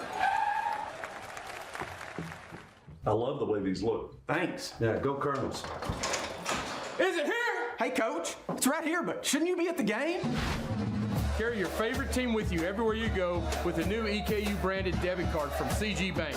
No matter what season it is, always show your Colonel pride. Has anyone seen Coach? Who makes the best meal in Richmond? Nuevo Vallarta. Friendly service, a place that's good for kids and good for groups. Head to Nuevo Vallarta on Big Hill Avenue in Richmond. Nuevo Vallarta is known for warm hospitality, great prices, great food, and the best fajitas in town. Start with an appetizer, order a la carte, or choose from their huge menu of Mexican favorites for grown-ups and kids. Nuevo Vallarta on Big Hill Avenue in Richmond. Did I ever tell you about that time I zipped right past that dang Sasquatch? I don't think so. Yes, sir, I don't don't know how they ever got away if it wasn't for this brand new side-by-side I got at Gateway Cycles. In Mount Sterling? Yes, sir. They set me up with something that left old Sasquatch sneezing in my dust. Jimbo! Lord, I hear him coming back now. That ain't no Sasquatch. That's Mama. Get a great deal on Sasquatch eluders today. Gateway Cycles, Mount Sterling.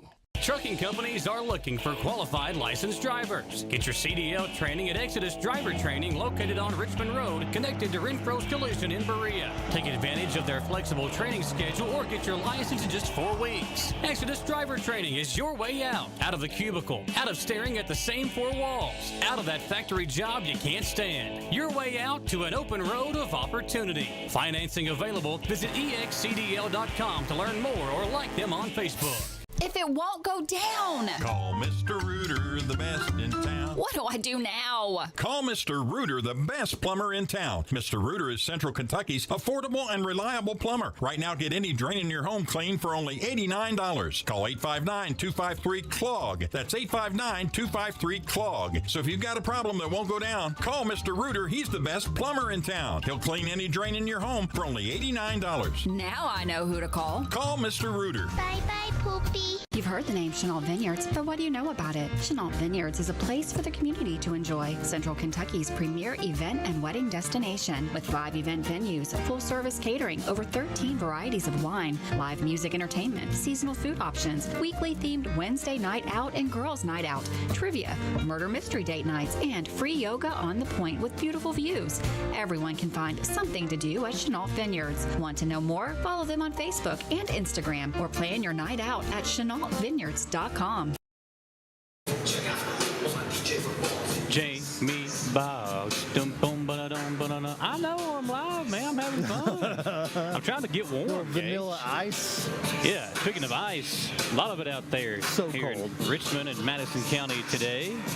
A lot of people brave the weather to come out here, Michael. It's pretty full for a Saturday It game. is, When it's and 10 degrees. You got guys like Marquise Estor. Daniel Orton was even in the house today. I heard about that. So pretty cool to see a lot of big names in Richmond today for this big game between the Broncos and the Indians. And you know, a month and a half ago, this game would not have been on anybody's radar. Right. But the way Central's played over the last 2 weeks, you know, while they have been losing to 6 points to the #1 team in the state, by 5 points to a really good Ashland Blazer team, dominating West Jessamine like they did on Tuesday. It's a much improved Indians team, and it's the same guys that were here from week 1.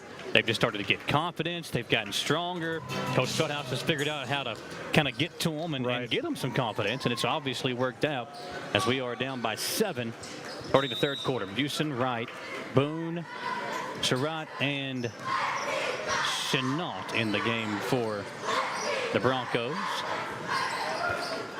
If you're Central, you want to try to, I think you got to keep this game within striking distance. You don't want the Broncos to come out and get hot on you here in the third quarter, and you got to rebound the basketball. Busen, offensive rebound and the putback pushes that lead to 9. You do not want this game to get to 13 or 15 at some point in this third quarter, because then Frederick Douglass can really start to turn up the pressure and pull away from you. Oh, nice crossover by Richardson. Didn't see he had a little breathing room there to get off a shot. Morrison baseline drive. Cody kicks it out to steal. Eli back to Morrison short corner. Cody able to regroup, reset, drive hard, and can't finish. Thomas kept it alive. There's a foul by Busen. And that's what you want to see, I think, from Morrison, only having 2 points in the first half. Be aggressive and play with confidence. Don't try to melt into the background just because you had a bad half. You know, that old chant or that cheer, be aggressive, be aggressive. Yeah. Ever like that? Yeah, I'm a cheerleader. You know that. Here's a ball knocked loose. Indians will get another chance to inbound here.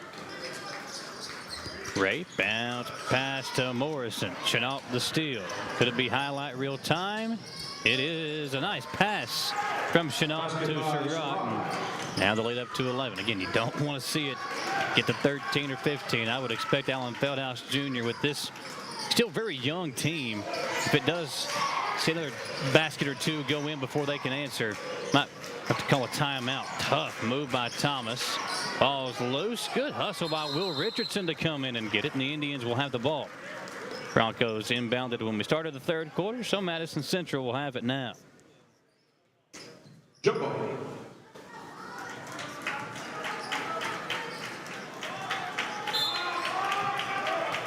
Oh, nice. Still missed it, though. Landon Ray got the rebound, and there's a foul from behind on Armello Boone. But that is a staple from Allen Feldhouse, the old sneak a pass in. They used to run it to Harden and Cole Brown last 3 or 4 years, and it worked almost every single time. Doesn't matter how close the defender is if he's not looking at the ball sometimes. Oh, tough pass. Chanel tipped it. Now, you're not seeing much argument from Chanel. He knows he tipped it out. And the Indians want to talk it over with a timeout. Coach Feldhouse talking it over with his guys. Down by 11 now. And Jamie, not the start you wanted to see in the third quarter. And that's sometimes what can happen when you go to the locker room. You kind of fall asleep and you forget what you were doing that worked there in the first half. Central now down by 11. They got to find a way to get some momentum back on their side. Shots not falling right now. You're shooting poorly from the field. Still got plenty of time in this game. You just don't want it to get away from you here in this third quarter. And missed a couple shots in the paint early on. If either of those go, or especially both of them go, then you're in a much different situation. But I think you're right. Got to stop the bleeding soon if you want to stay in the ball game. Can't let this league continue to grow.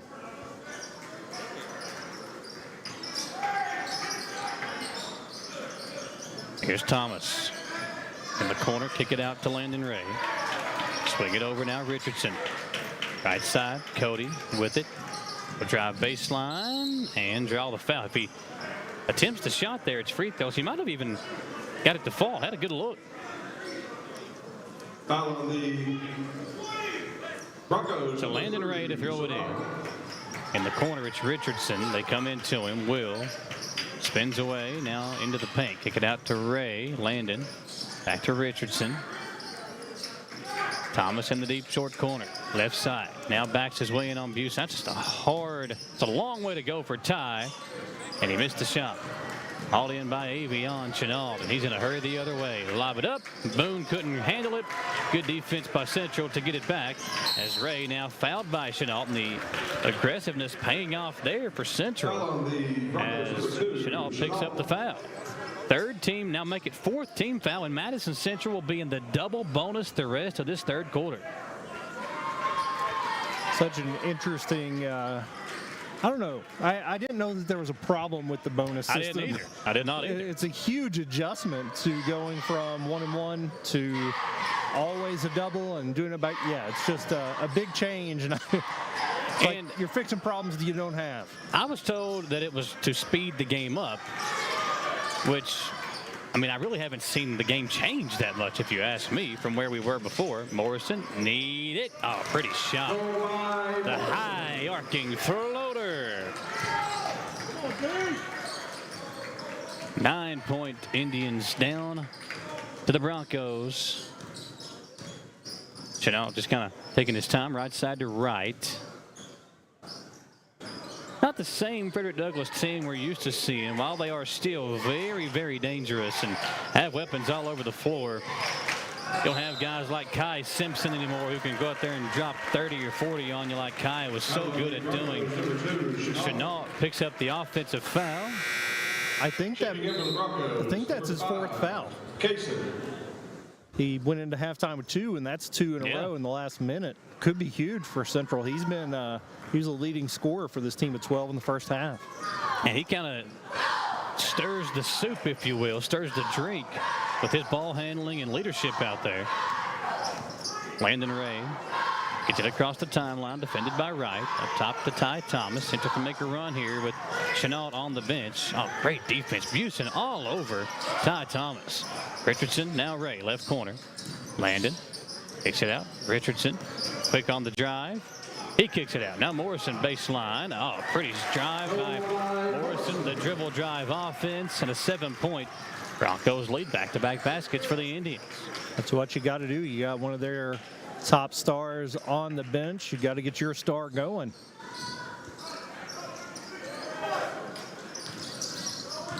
Boone Drove into traffic, and it did not matter. It looked like he lost that ball, Jamie. It just kind of popped out of his hands, off the backboard, and into the basket. Well defended. 2 defenders in his face. Still made it. Here's Richardson going to post up Thomas. Down the block. Ty. Works it in. Oh, Richardson wide open. Too hard. Indians needed it. Oh, Busen and Thomas get tangled up. And there's a technical foul on Ty Thomas. Thomas looked down at Busen after Busen said something to him. Yeah, what I think happened there, Michael, is that Thomas put his arm over the back of Busen, and Busen grabbed his arm and went to the ground with it to draw attention. And Thomas was not super excited about what happened there. So the technical foul will send Armello Boone to the free throw line. Number 1, Boone. And he had 2 fouls. That's going to be 2 in a row there. So now Thomas has 4. So a 9-point lead. And Ty going to have to come out of the game. Asher will check back in. Boone makes it a 10-point advantage. Don't know what Thomas said there. Official thought it was technical worthy. Well, that official has always seemed to have a quick trigger, and now he even looked over at Coach Fedos and said stop twice, out 3 times. Coach Fedos got to be careful here. Coach got 1 in the great crossing game, and I've always said it. I don't know if I've ever seen a coach work the officials quite like Alan Feldhouse Jr. does. That's a nice back down basket by Logan Busen. Now it is a 13-point Broncos advantage here in the 3rd quarter. Indians have got to string some baskets together here. There's a foul by Wright, and that'll be free throws for Landon Ray. And that's why the double bonus really comes into play here, because every single time you get one of those little touchy fouls, it is 2 free throws for the Indians. Frederick Douglass fans not happy with that call. He did have his hands on Ray. Shooting 2. Central shot 3 of 3 at the line in the first half. Not many opportunities, but they knocked them down when they got there, and they'll get 1 here from Ray.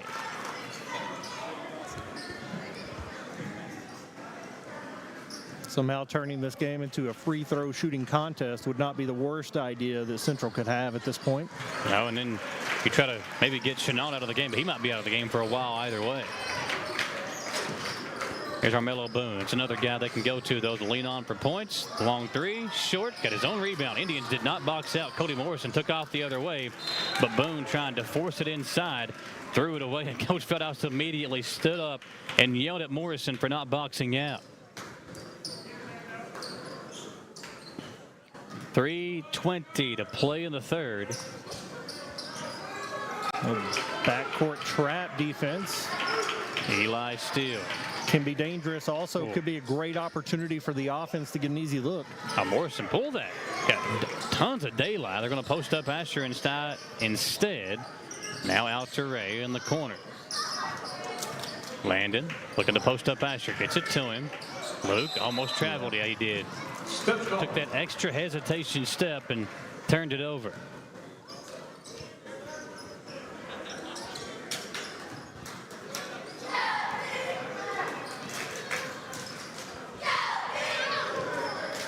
.29, 2:50 to play.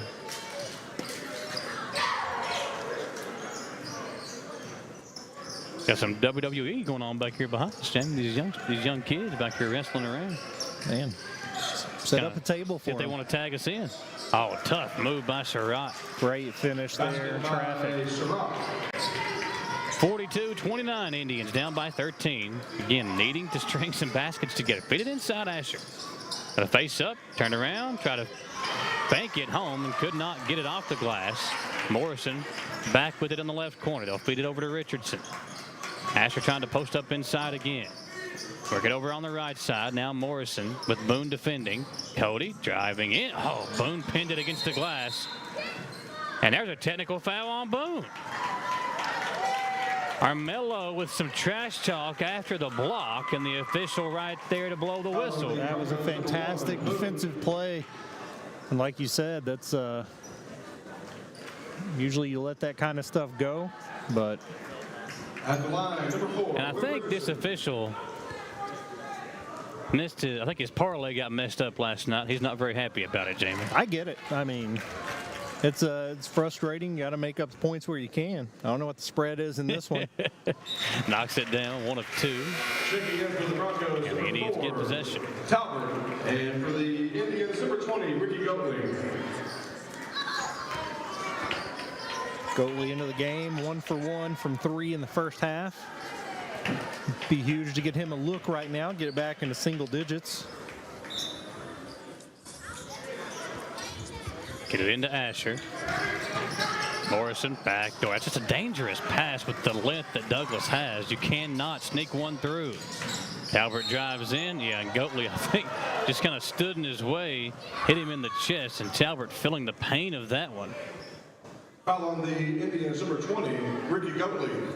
42-30. Checking in for the Broncos, number 30, James Clare. Could be an opportunity here with Busen going to the bench. They'll get it in to Clare now on the extended elbow. Surratt going to post up Kaysen. Instead drives and finishes. 44-30, and Central really struggling here to hang on. Ray, double team, in trouble. Bounces it into Asher.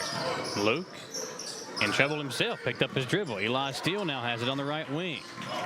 I've seen that a lot from Central in this game, Michael, and that's just picking up your dribble before you're ready to do something with it. If you're going to pick up nice your dribble, pass. And Asher will lay it in. You have to know, I'm going to pass it or I'm going to shoot it. You can't pick up your dribble before you know what you're going to do with it, and they've found themselves in trouble a lot doing that early in this game. Well, and what we've seen is, like, when they pick it up, it's kind of that deer in headlights look. They're like, okay, well, now I got to get rid of it. Where do I go to? Oh, good defense by Ray. A jump ball is called. Jump ball. Deschanero will keep it here. Yeah, you pick it up against this team, the length they have defensively, all the gaps seem to close quickly. Yeah, and they get up in you, too. 1:01 to play in the third. Right to inbound into Busen. Busen cut inside. Asher got back defensively. It is a tough shot that came off. It's loose. Out of bounds off of Asher.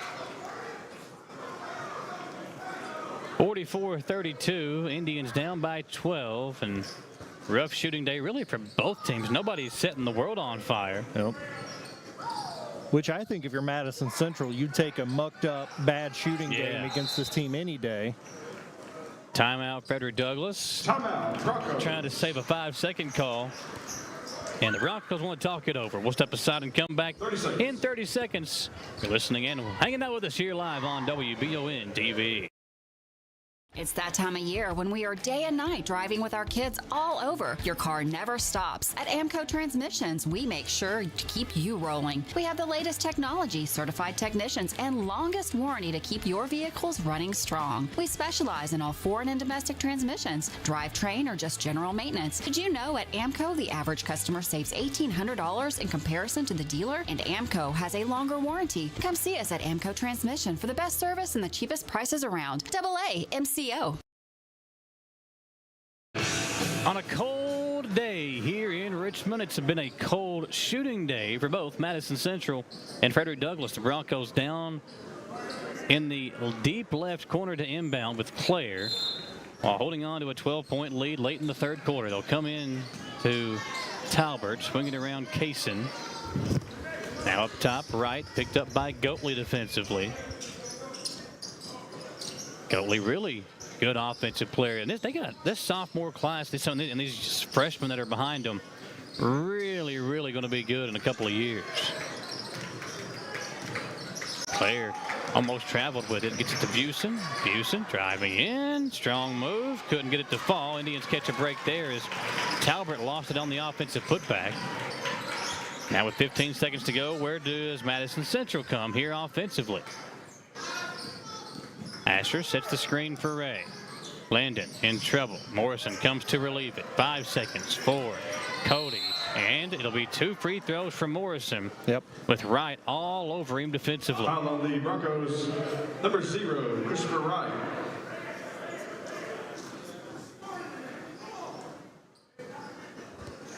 Opportunity to cut it back to 10 here.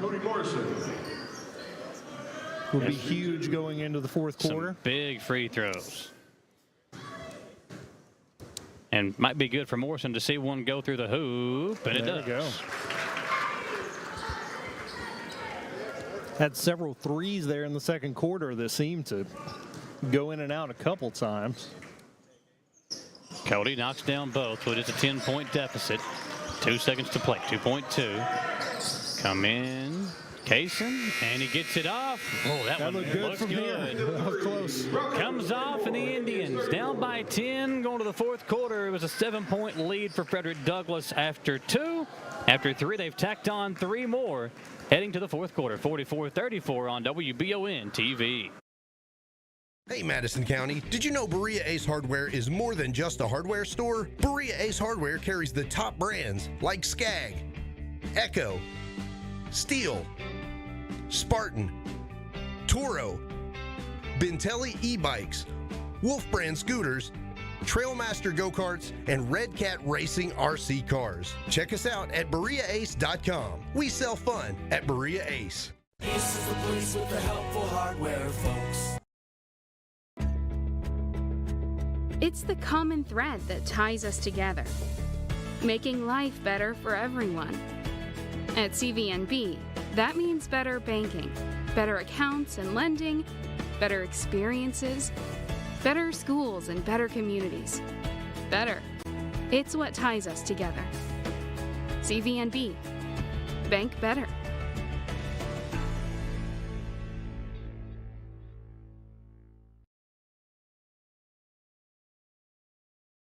Broadcast here on WBON TV. A quick timeout as we go to the fourth quarter. It's a 10-point lead and a chance to kind of refresh, recharge. How about some Just Love coffee? It's a good way to kind of perk yourself up if you've had a long night.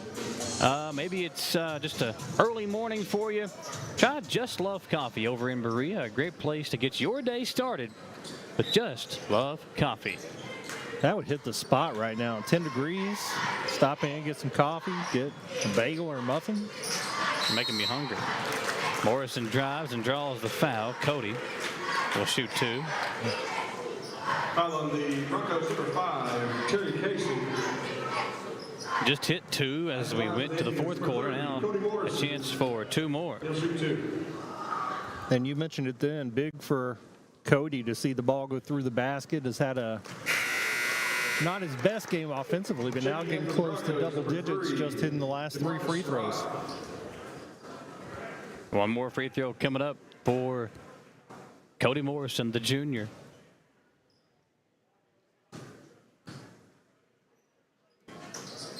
And he has hit 4 straight in the last, 6 seconds of game time, basically. Busen long pass up to Claire and drove in on Asher. Wild shot, steal the rebound. Indians have a chance here to really cut into that deficit. Morrison has seen the ball go in the hoop. Now this time drives and kicks it out to Landon Ray, out to Goatley. And post up Asher here on Busen. Man, Busen, he's just so strong. He really is. Now Asher faces up. Oh, Steele cuts wide open and lays it in. Nice feed inside from Luke Asher. And now Central turning up some pressure here, a little full court. Trap 1-2-2 defense. Long pass up.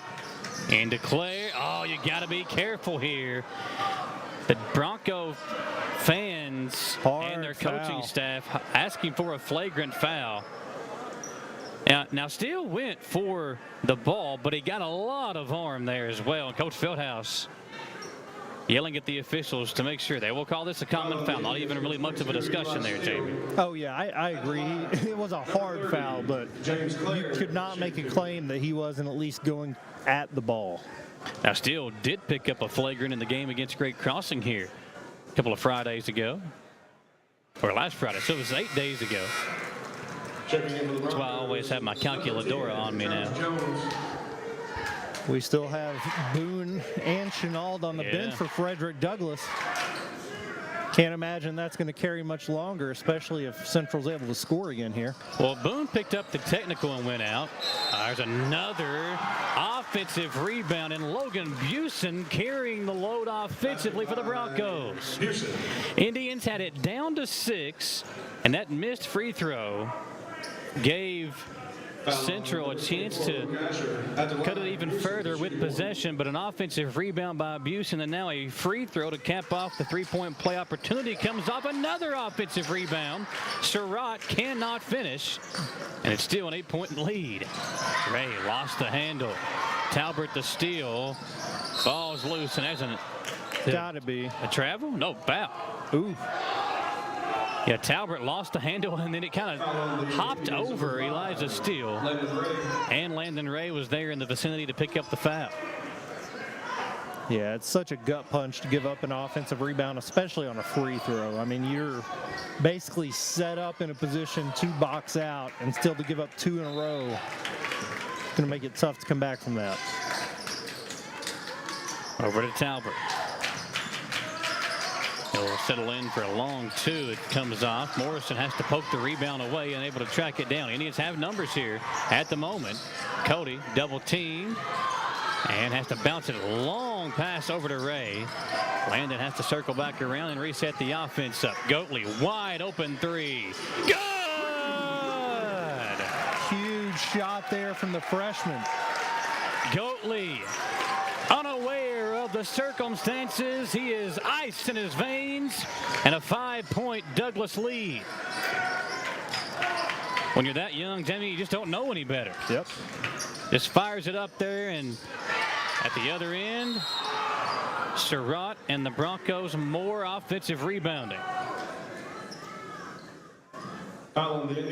Central has got to find a way to grab the loose ball. At the line for the Broncos, number 3, Surratt.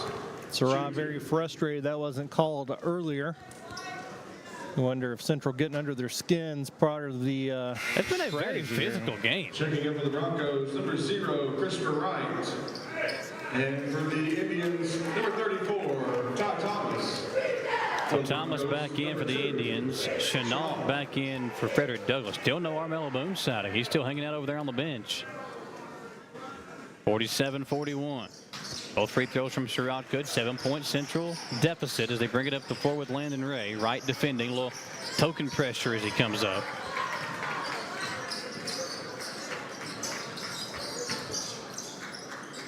Goatley to Morrison. Cody crosses over. Bounces it into Thomas. Ty got to make a move here so we can get some offense going. Here's a 3 from Steele. Another long ball, good for the Indians, and underneath it's Ray and Wright. A little pushing and shoving underneath, and we have got a foul against Wright and a double technical foul on Ray and Wright. Also a great time to point out the same official has called every technical foul. This has gotten chippy here in the fourth quarter and really in the second half. Eli Steele trying to get the team together here in a huddle to talk things over. Figure out what to do here. There was a loose ball foul after the basket, and then there was a double technical. Something happened between Wright and Landon Ray during the play. I think Ray pushed off trying to get away from Wright. Could have been an offensive foul. It wasn't called. But then Wright retaliated in front of the official as Steele knocked down the 3. That's where the loose ball foul came from. And now the 2 technicals, the double technical between Landon Ray and Wright. And now Coach Feldhouse getting the explanation from the official that has teed up Ray Wright, Armello Boone, and Ty Thomas. Looks like it's going to be Frederick Douglass ball. I would think it'd be Central ball, right? Oh, yep, you're right. I think that's no free throws, but it is Indians basketball. Now down by just 4. Morrison to Ray on the right wing. Going to post up Thomas. Man, a big possession here for the Indians. Ty backing his way in. Tough shot, no. Bodies hit the floor, no foul call. Eli Steele crashed hard there. Busen. Central wanted to whistle. In trouble. Chenault kicks it out. Busen drives, hangs, and it is not a... It is a foul on Thomas, but if Ty just stands there, Jamie, and tries to take the charge, Busen with the full head of steam would have ran right over top of it. That's going to be 5 on Thomas. He's going to have to go to the bench.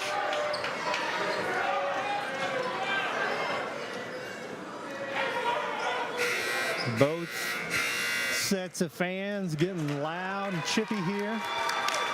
Frederick Douglas, loud cheers with Thomas going to the bench. Yeah, Thomas has not been able to get out of his own way today.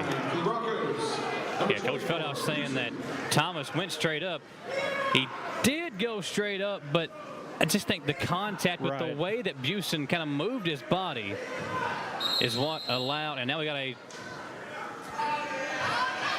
Is that a warning?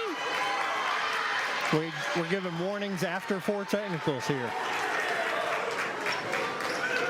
Man, it has been a weird afternoon here in Richmond. It has. So Asher, or make that Busen, makes the first. Barely. Now Claire will check back into the game. Checking in for the Broncos. Still no Boone. 30, Claire. This might be a teaching moment for Frederick Douglass with Armello Boone on the bench following that technical foul. Makes them both. So back to a 6-point Broncos lead. Landon Ray picked up by Wright full court. Wright bounces off of him. Ray up top to Asher. Hand it off to Morrison, and there's a foul. That's the 4th team foul on Frederick Douglass. Now everybody in the double bonus the rest of the way.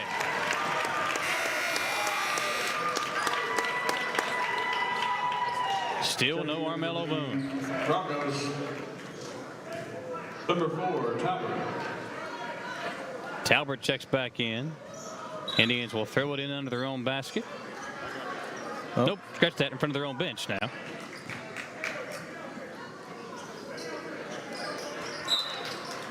Morrison will come in. They've got Ray all the way in the backcourt. Finally sees him and gets it to him. I was a little worried there. He didn't see it. Ray to Goatley. Swing it left side. They're going to post up. Now Asher faces up on Busen. Hands it off to Steele. Bounce pass back inside Asher again. Luke out to Ray. He'll pump fake, drive on Chenault. Morrison comes to him left wing. Cody, pump fake, hangs. Oh, what a finish by Cody Morrison on the drive. Cuts the lead to 4.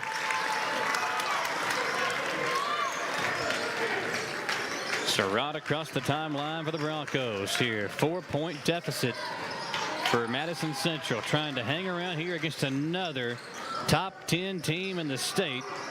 Today it's Frederick Douglass. 8 days ago it was Great Crossing. Indians have been playing tough against both. Busen missed the bunny. Morrison tracks down the loose ball. They got numbers. Morrison to Goatley. Swinging around over to Ray. Asher going to post up. He got the smaller Surratt on him now defensively. Luke backing down. Hangs. No. Asher that time I think could have been a little bit more patient. Got an easier shot, Jamie, but he rushed it. Surratt all the way up. Too hard. And Goatley will clear it out to Ray. And he's on a fast break. Ray had it stripped, and there's a foul, and 2 free throws coming up for Landon Ray. Talbot does not like the call. Coach is telling him to calm down. Going to have the chance to cut the lead to 2 here, Michael. And the line for the Indians, number 5, Landon Ray. So 2 big ones coming up for Landon. First one. Rattles out. Checking in for the Broncos, number 5, Terry Busen going to the bench. Kaysen coming back in. Busen might just be tired. He has had such a physical game on both sides of the floor. Ray makes the second. So it's down to 3. Indians been chipping away at it here. Carmelo Boone still on the bench, but for how long? Timeout, Frederick Douglass. Broncos lead it by 3 as we are nearing the 3-minute mark of the fourth quarter. We'll step aside for a 1-minute commercial break. We'll be right back. Folks, you can't go anywhere. A good one in Richmond on WBON TV.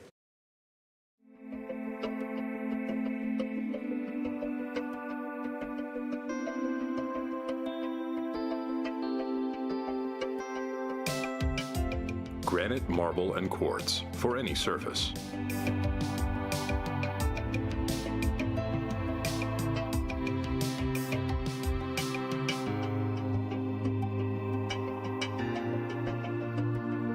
Make a lifetime commitment you won't regret. Support local and get your vehicle running at its peak performance with CT Diesel Performance off exit 97 in Richmond. Chris Thorne and his staff specialize in diesel performance and repair that will service any vehicle, big or small, with oil changes, brakes, tires, alignments, and more. Broke down and need a tow? Well, call CT Diesel at 859-699-8712. Like them on Facebook to enter a weekly drawing for a free oil change. CT Diesel Performance off exit 97 in Richmond. Back here on WBON TV, Jamie Boggs and Michael Watkins here with you on a Saturday afternoon in Richmond, and the Indians hanging on in a tight one. It's the Broncos of Frederick Douglass, the defending 11th region champs here in Richmond. And Madison Central playing some very good basketball over the last couple of weeks. Steal by Goatley, knocked it loose into the hands of Eli Steele. And Brandon Ray will bring it up the floor. This is the guy you want it in the hands of. Morrison, little hesitation move. Gives it off to Eli Steele. Now back to Cody. He'll look to post up Asher. Now Busen out of the game as well. Asher working on the smaller Sherrod. Fades away again. It's the Twice second in a row, yeah. where he could have went a little bit stronger into it. Fading away and then allowing the defense to catch a break. Now the Broncos have it back offensively. You've got to think Avion Chenault's the guy you want the ball in the hands of, and here he comes to get it. Landon Ray will defend. Chenault crosses over between the legs. Now we'll reset, back things up near midcourt. 50-47, and Frederick Douglass content to just kind of hang on to it here. Left side over to Claire. Claire in trouble. Asher all over him defensively. Now Chenault comes to relieve that pressure. Saw a lot of this in the first two games, the freshman game and the JV game. They do not have any issue with running clock. Little stall ball. Into the corner they go. To Kaysen. And they've got the athletes to do it, Jamie. They can just kind of make you come out and defend, drive around you, and kick it out. Central's going to have to come out, maybe double team. Surratt now over left side. Talbert's got it. This possession's lasted almost a minute already. Under 2 minutes to play. Give it off to Surratt. Left wing, Avion Chenault. You don't have to score. You got a 3-point lead. Just hold on to it.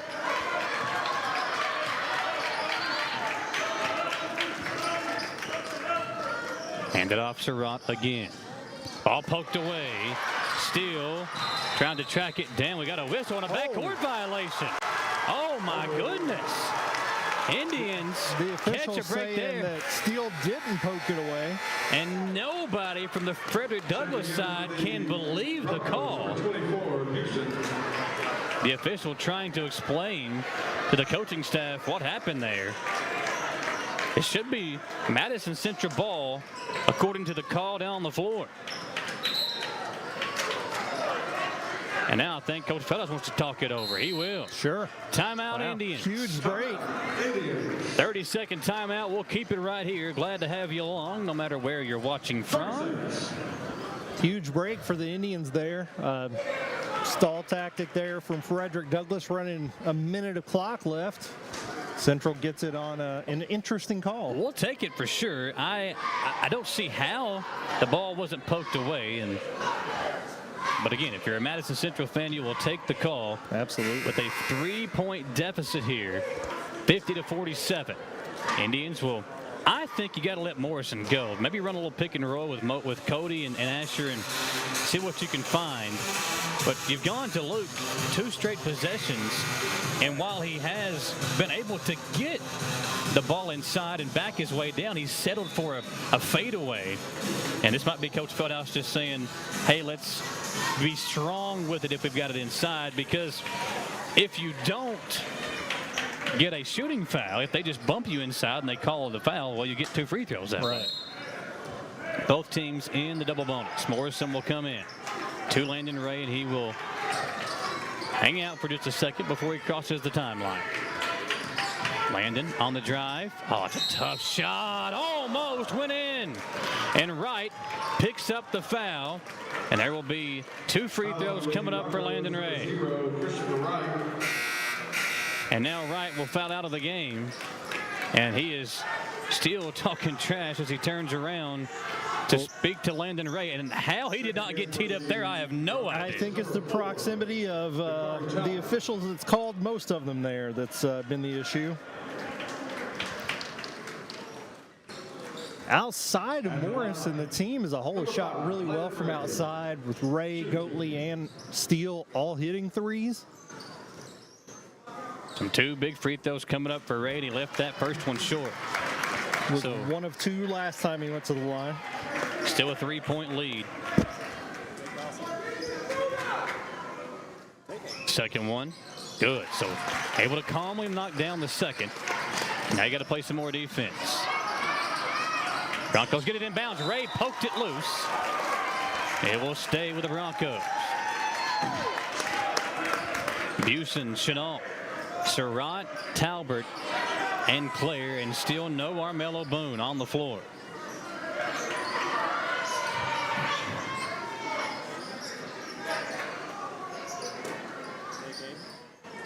The officials trying to keep control of everything here. Talbert able to come to it. Goatley defending. Got to keep in mind the 10-second call. Morrison knocked it loose. Still in the backcourt. Now Surratt has an open lane. Drives. Double team. Throws it up. Wild shot. Oh, my goodness. Somehow finds its way in the bottom of the basket. That was an absolute prayer, and he got it to go. Ray. Steele. 3. Short. And the rebound, Surratt. That might have been the last chance that Surratt prayer answered. And for some reason, Frederick Douglass wants to talk it over. They'll call the timeout as the officials clear things out here. 47.2 to play, and a timeout. Frederick Douglass will step aside and be right back. Man, a tight one here in Richmond on WBON TV. Need a physical for school or work? Need it right away? No problem. Berea Urgent Care has 2 convenient locations along with late hours to meet your needs. They're affordable too. Physicals at Berea Urgent Care only $20. DOT and CDL physicals are only $65. Berea Urgent Care number 1 by Walmart is open every day 9 to 9. Berea Urgent Care number 2 by Berea Drug open Monday through Friday 10 till 6. No appointment necessary. Berea Urgent Care, here when you need us. At Jones Family and Cosmetic Dentistry, we make it our priority to deliver the gentle, compassionate care that you deserve from a dentist. Offering single-visit restoration on crowns, bridges, inlays, onlays, and veneers with CERAC. Jones Family and Cosmetic Dentistry is equipped to handle all your dental needs, from surgical implant placement and restoration, teeth whitening, root canal therapy, and more. And we now have the Cone Beam 3D technology for taking scans of the jaw. For your next dental appointment, call Jones Family and Cosmetic Dentistry at 859-985-0201.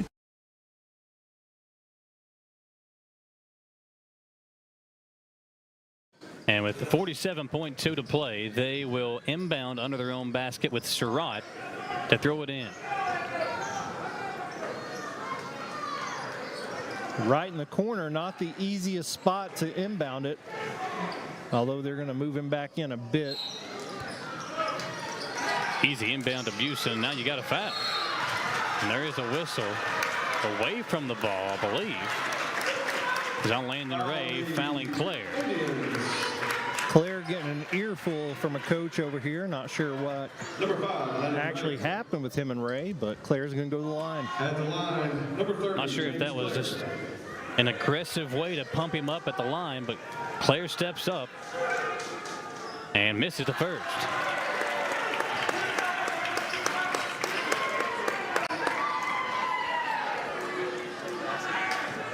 One more free throw attempt.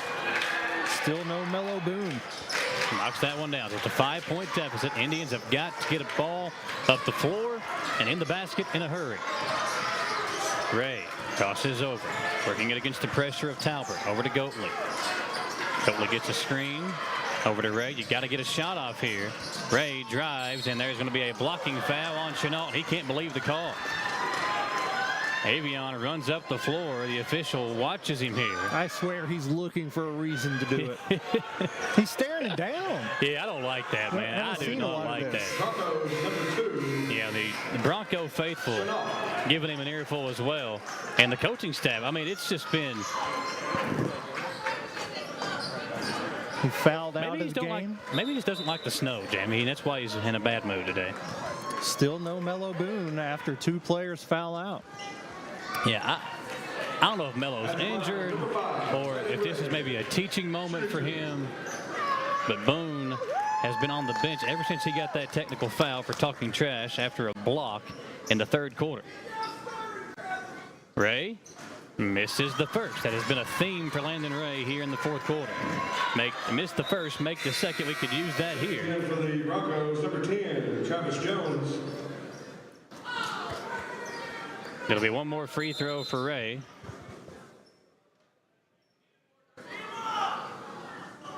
And can't sub between the free throws? Oh, that's a new one. What in the world? But was he not up at the scorer's table one time? I have not.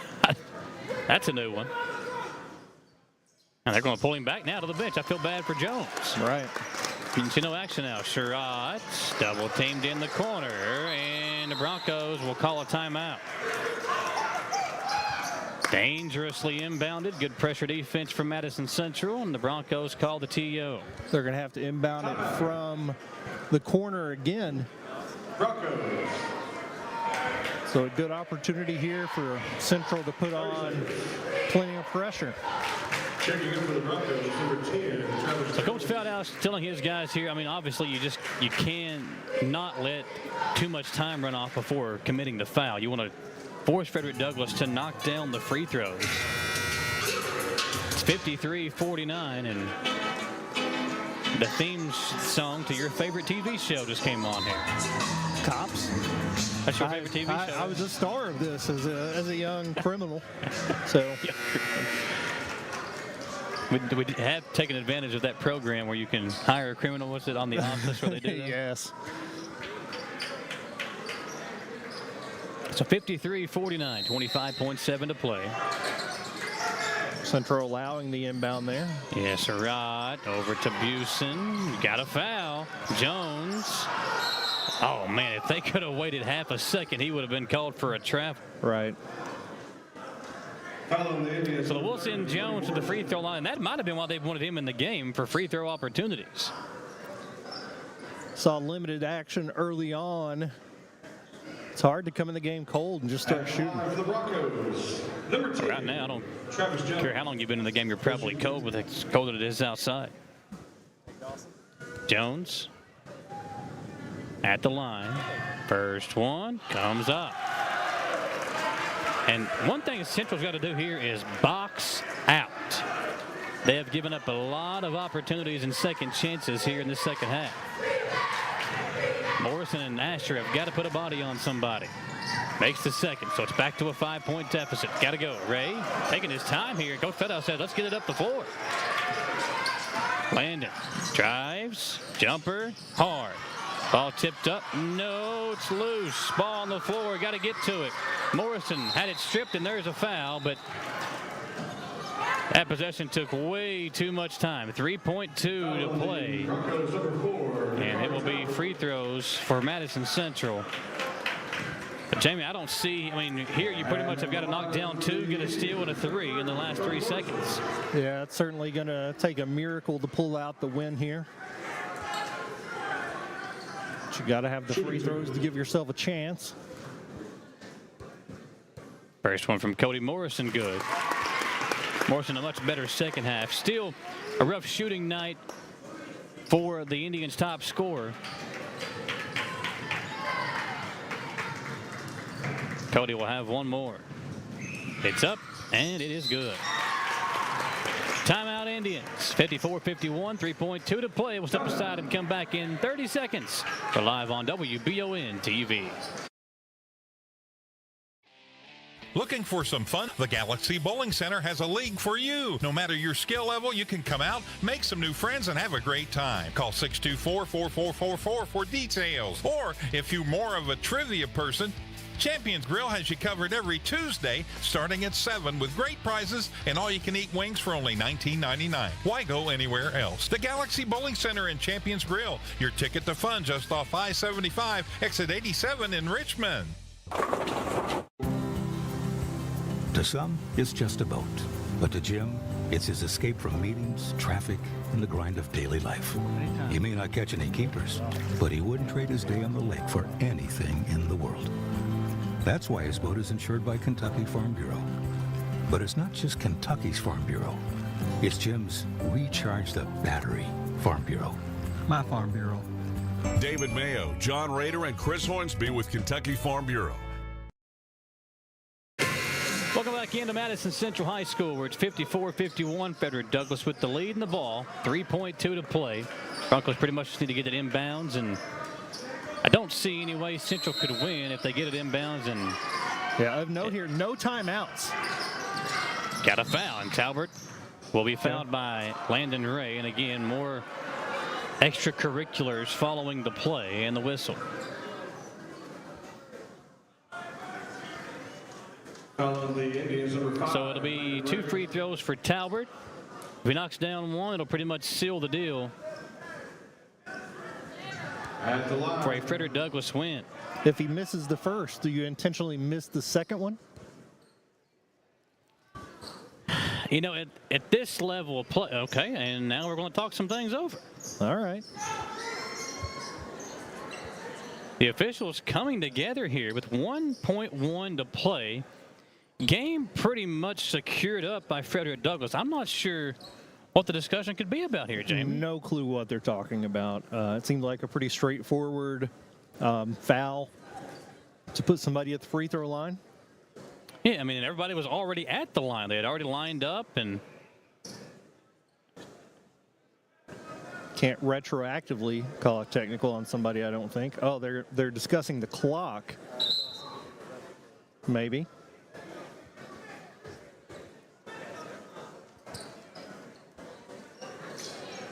It's like they're going to... Are they taking time off? Feldos doesn't like what they're saying.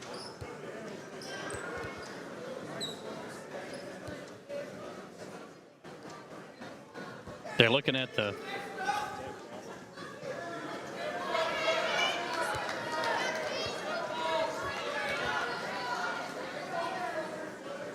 See if they do add time. I believe they are going to add time to the clock. And Landon Ray is fouled out. Okay, so they add no time. Again, I am not sure what that discussion was about. They looked at the stats sheet, and that should pretty much seal the fate. That one free throw from Talbert. One more free throw to come on a 4-point lead. Make it a 5-point lead for Frederick Douglass. Richardson at the buzzer. Won't get the three-quarter court shot to go. And Frederick Douglass will come into Richmond. Another top 10 team put to the test by Madison Central, but still a loss for the Indians here at home. 56-51 your final. Indians fall here to the Broncos of Frederick Douglass. We'll step aside for a quick commercial break. Come right back and wrap things up in Richmond on WBON TV.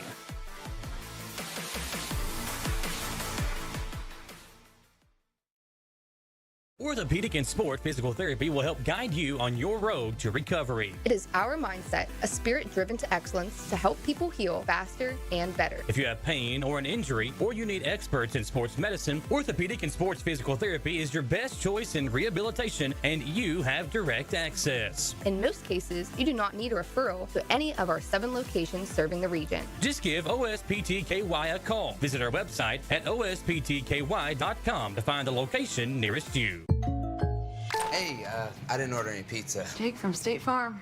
After you saved me so much dough on insurance with that Parker promo, I devised a promo for you. Here's the deal, Parker. State Farm offers everyone surprisingly great rates. Right. Pepperoni pockets, cuckoo crusties. There's no promo, it's just great rates. And a cider ranch. When you want the real deal, call State Farm agent Jerry Goebel in Richmond today. Like a good neighbor, State Farm is there. 'Tis the season for sickness. Protect yourself and those around you with vaccinations at the Harness Health Pharmacies, powered by Mercy Health. Mercy Health Pharmacies offer vaccines for influenza, COVID-19, pneumonia, and RSV. Most vaccines are covered by the insurance, and in case they are not, Harness Health Pharmacy also partners with the primary care clinics for patients that are required by insurance to receive their vaccines there. Stop by the Harness Health Pharmacy in Irvin, located next to the Mercy Health Irvin Primary Care. For over 40 years, Lake's Funeral Home and Crematory in Berea have been helping families through the hardest times in their lives.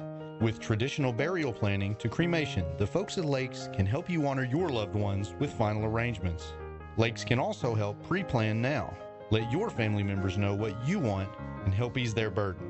Visit lakesfuneralhome.com to learn how easy it can be to pre-plan. Lake's Funeral Home and Crematory, the only on-site crematory in Madison County.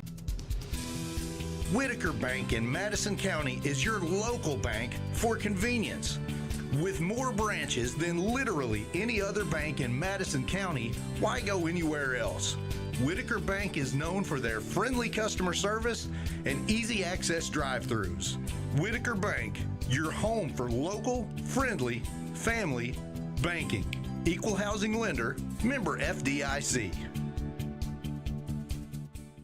For years, Richmond residents have been searching for a heating and air company that can do it all. That search is now over. Don't let the name fool you. Fayette Heating and Air serves all over Central Kentucky for both commercial and residential customers. With Fayette Heating and Air, they promise that no matter the issue, no matter the time, you can expect award-winning heating repairs the first time, every time. Visit FayetteHeating.com to learn about special financing and how to sign up for the Comfy Club. With Fayette Heating and Air, complete home solutions. Back into Madison Central High School. We're going to wrap things up here where the Indians fall to Frederick Douglass, 56-51, the final score. And Jamie, Indians hanging tough against another top 10 team in the state. At some point, they're going to break through in one of these games, but you got to just, I think, again, we talked about it a month and a half ago, this game would not have even been on anybody's radar. But that's how far Madison Central has come since then. A much better basketball team.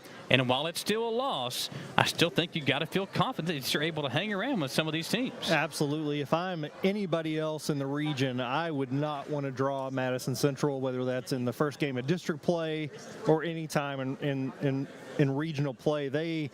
Whatever it is about them that's playing close, it's going to happen that they are going to get a win, and it very well could happen in the regional tournament. And you don't want to be the team that happens against. So they're dangerous for sure. And even with just the way they play, that physical style of play, if you play them in the first round of the region tournament, you're going to feel it for a day or two. Absolutely. So that could play into effect as well if you're one of these teams like a Great Crossing or a Douglas or a Lexington Catholic that's top 10 team in the state. And you play them in that first round, even if you win, you're going to feel it in that second round because of how physical and how tough they play you out there defensively. Another tough loss for Madison Central, but, listen, I think the way the Indians played today, Cody Morrison really wasn't hitting the shots that we're used to seeing him hit. To hang around, you got to feel good if you're an Indians fan. Absolutely. It's been a progressive improvement throughout the season, and they continue to get better, and this is when you want to start hitting your stride. So I look in the next couple weeks for them to pick up some big wins and to be right where they want to be when district tournament time starts. Final score 56-51. The Broncos knock off the Indians here in Richmond. Special thanks to all of our folks that hung out with us here today, and all of our great sponsors as well. Our producer, Gage Hill, our camera guys tonight, Nick Wilson, Aiden Mills, and Dawson Rule, playing double duty. My guy, Timmy Boggs, first time we've got a basketball game this year. It's been too long. John's been hogging you, man. He didn't let me call any games with you. Well, I'm here, man. I appreciate it. All right. We're going to wrap things up. We got some big games next week. Be sure to tune in. We'll let you know where we will be at on Monday night's Jack Burford Chevrolet Sports Show. We'll recap the week that was this week and look ahead to what we've got coming up next week on Monday night from 6 to 7. Signing off for us today. Thanks for watching. Thanks for hanging out with us here on WBON TV 9.